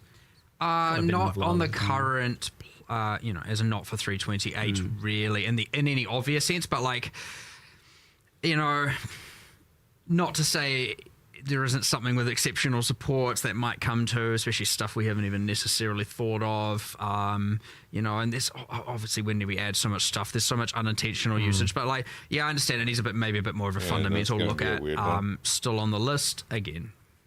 One of the dedicated QA for PoE 1 is very much a hand casting enjoyer. He plays spellcasters almost every league, and the Transfigured Shock Nova is one of his favorite skills, he said, and he's definitely going to be playing that. So hey, there's something. But yeah, it is on our radar for sure. This is kind of like a new one that I haven't brought up before that someone Yeah, asked I me think about. I was so. like, yeah, you know what? When I think about it, that's a good point. Cold skills, especially spells mainly, seem to be in a weird place where like I try to think of cold spells and I can only think of skills that have been nerfed or like were once great but aren't anymore. I think of like Winter Orb, Ice Hat. I think of like Ice Spear back in the day. I think of Cold Dot stuff. Like, yeah, there's a couple in there that are okay, but it does seem like on the whole, cold spells are in a bit of a rough place at the moment. Mm-hmm. Is that something you guys have identified? Well, I wouldn't necessarily disagree with you. Sure. Glacial Cascade. Oh, Not yeah. to say there aren't, certainly in the more traditional case, yes, Yeah. they're not holding up. There are some weird cases, but again, maybe some of this. Well, I was just trying to think of the new like Frost Mage, but technically, it's probably going to be based on something that isn't even, cold scales. It'll be like It's more Archangel over again. Yeah, exactly. But yeah, Fire skill buff. I don't disagree with you. Honestly, it'll probably come hand in hand with hand casting to some degree. Like it's kind of like hand casting makes and sense. spells kind of come together. So you'll probably see a bit of that at the same time. Yeah, that'll be a package deal at some point. But yeah, I would actually agree with you. I'm not quite happy with just like, it's just a weird realization to have. It's Yeah. like, oh, a lot of my old favorite skills. And some of them Yeah, are so yeah, yeah. iconic as well. yeah, I miss some of those ones. It'd be cool to see a little bit of a resurgence in some of them maybe in the future. If it's anything like what the Templar stuff has gone through here, I'll be psyched in the future to replay some of that stuff because Yeah. Templar has been an absolute blast. Like I've been loving running through with Static Strike and the new like extra weapons that attack with you stuff. It's Yeah, true. awesome. It is worth noting, alongside the new holy skills, pre-existing holy themed skills have generally been buffed, or maybe Static just Strike, Dominating Blow felt awesome. yeah. I'm like real excited to see how I can use some of these more party adjacent ones to benefit my friends with some Guardian changes. Yeah, that's pretty Unless the much how my thing Reliquarians are all good at being a support character. I don't know. I might have to see Might be which some potential one. in there. You'll have to see. And, have to you know. see. I honestly And then you'll have to don't deal with know. that getting changed next league, of course. Yeah. Yeah. Well, or I can make it not. No. It's good for support characters. Sorry, it's not changing next league now. I've decided. You can't chat nerf Mark's build. I maybe feel a little bad for content creators who are like making a build guide on Reliquarian, and only a little bad. every You're not- every you're one not of those winning build anymore. guides Yeah, I'm not has an doing expiration Reliquarian date built in. Yeah. Yeah, you have to put an expiry date in the comments. Best before. You might still be able to eat it after, but it's a gamble. That's funny. I did have a question about this later, but it's reached the chant levels in chat. Harbingers. I was going to ask about some quality of life stuff later, but we'll slip it in here first. Do you Just want the Harbingers good being news or mentioned. the bad news? Oh, bad news, please. I love bad Bad news is it's gone for now. What's gone? Harbinger is gone for now. Excuse me, elaborate. Yeah, we're just That may be good news for some. I understand that's like, look, the issue. Just Can't complain about it now. Band-Aid gone. Look, and I understand that will probably crush a decent amount of people. But there's a little bit of it's a shadow floating with some blue, and yeah, I know you're not. They're a fan really of blue cool. aliens, are you? Well, for sure, but we want to do more. We want to do it better, and there's this unfortunate thing where often, or especially with a way we have to kind of develop things now. It's kind of it has to go so it can come back better. Is effectively what we're getting to here, and it will get the justice it deserves. And I'm not putting it in the in the nebulous trial of the ancestors bin here. It's in a closer. Yes, which. And that's what I'm saying, bad news, good news. It's unfortunate, but in some regards, however, it's going to come back a lot better, and it should be something that ideally people can get excited for. We were going to be way more mysterious with it, and actually have the patch notes and actually we are doing that in Harbinger text, and people are going to try and derive what does this mean. But immersively, effectively, the Harbingers have gained the knowledge they want. They're leaving Rayclast for now, and they are going to come back, and you will find out what that means. There's a lot of justification. Without That means spoiling those what's going to uniques will happen. be As we gone, mentioned earlier, or they might Ancient be and Fracturing global Orbs are in the drop core drop pool. Harbinger Yes. Uniques are also in the core drop pool. there you The go. upgraded Harbinger Uniques are in the drop pool, core cool. drop pool. Yeah, Alright. so keeping as much as we can. But yeah, look, sometimes these things just have to happen this way. Yeah. It's always sucks because we're just like, damn. Also, an adjacent question that I imagine will come up: Horizon Orbs, with the way the new map items work, are they don't do a thing, need but them. they would have done a thing on Shaper Guardians and such, because Shaper Guardians are still an individual key to an individual area. Okay. So now Blessed Orbs will reroll your Shaper Guardians. There you go. So nice you still have that addition. capability. Brilliant. Good old Blessed Orbs getting a bit more love. Yep. Aw, my baby. So yeah, no, yeah, I yeah, but it's got a sad, but it'll have an overall. This is great news. I agree. This is great news. They That's were how- just weird blue floating guys that drop pocket lint. I don't know why people like them so but much. the loss- a lot of the but the loss aversion. Your effects don't even work on them sometimes. They're weird little creatures. Well, some it is builds probably just don't quite it's work one on of the most abstract things we've done for sure. I Weird little like creatures. conceptually. I want to see what a modern take on it is because And also a more grounded in gothic. Again, imagine being able to do the actual art style justice and to do bosses, have bosses that aren't just big portal, Is it more Harbinger? big portal thing. Oh yeah, that's right. And They'll be moving boss out was of a portal. Delft. That may boss break was the a notes portal. again. Yes, look, good future there. We will do it right. Look, let's be real. It was half baked, and it needs to be Yes. done better. So it was definitely a little bit. yeah, I know. From an earlier there was always time. going to be that bad. I was going to be. The patch note was going to be way more ominous, but nonetheless, there's a band-aid to be ripped off. But I am glad and impressed that you are. again, we have to Just rip the be Band-Aid from that one. brave enough to do some of these things for sure. It is important, and again, it just means only better things for the future to come in PoE1. So. All right. Okay. Yeah. Well, that answers the Harbinger question, which the question that chat was probably driving at was like, could you make the splinters stack better? It's like, let me just solve that problem for you. Would never happen, though. Fine, no more splinters for you. I was like, it's gone. You're like, wait, what's No gone? Disneyland. That's it. We're turning around. Bam. Yeah, it is what. Look, my classic response is deal with it. I guess is the answer. Yeah, But, that's been dealt with thoroughly. Excellent. Yeah. Okay, all right. On to my next topic, which was Breach and the implementation for core for that. So you showed walls being destroyed by damage, which seems like honestly would solve 99% of problems because your I damage hate Harbinger. typically is just killing everything. So I imagine the walls Sure. just get deleted. But will they sometimes block movement skills or something like that, or is it like what's the idea here? Why do you want to keep them? Why are the walls a thing? I'm sure some people are like, why don't they just delete them? Look, it's important to have different encounters that have different feels and different things going on, and it does achieve. I wouldn't say it's overly complicated, but it does achieve a relatively All right, unique guys. vibe. And the important I've thing is when a league I've goes got to core, go to work, especially but is I'll be that back there is online a choice bit into later, what type of content and you want to do. I'll have a there are bunch of people that videos like coming it. out There over the are, weekend. right? And Anyway, that's I'll fine. see and you guys a there are little now bit later many on, tools if you don't and, want to. You can deal with have it a by either good making one. it easier and making Actually, it something you what don't we mind, will do is or on we the will other hand, go- you can turn it off if you're just like get that out of there. But honestly, also, it shouldn't be bad. Intrusive is the word I would use. Like Yes. we want it to feel meaningfully different in terms of how you engage with the mechanic, but we also don't want it to be intrusive and unpleasant. So, you know, we've like shrunk the encounters, shrunk the walls. They destroy when you're damaged, or they destroy when they're damaged, rather. You know, we were just discussing earlier, like, if this is still not enough, then there's other avenues we can pursue, like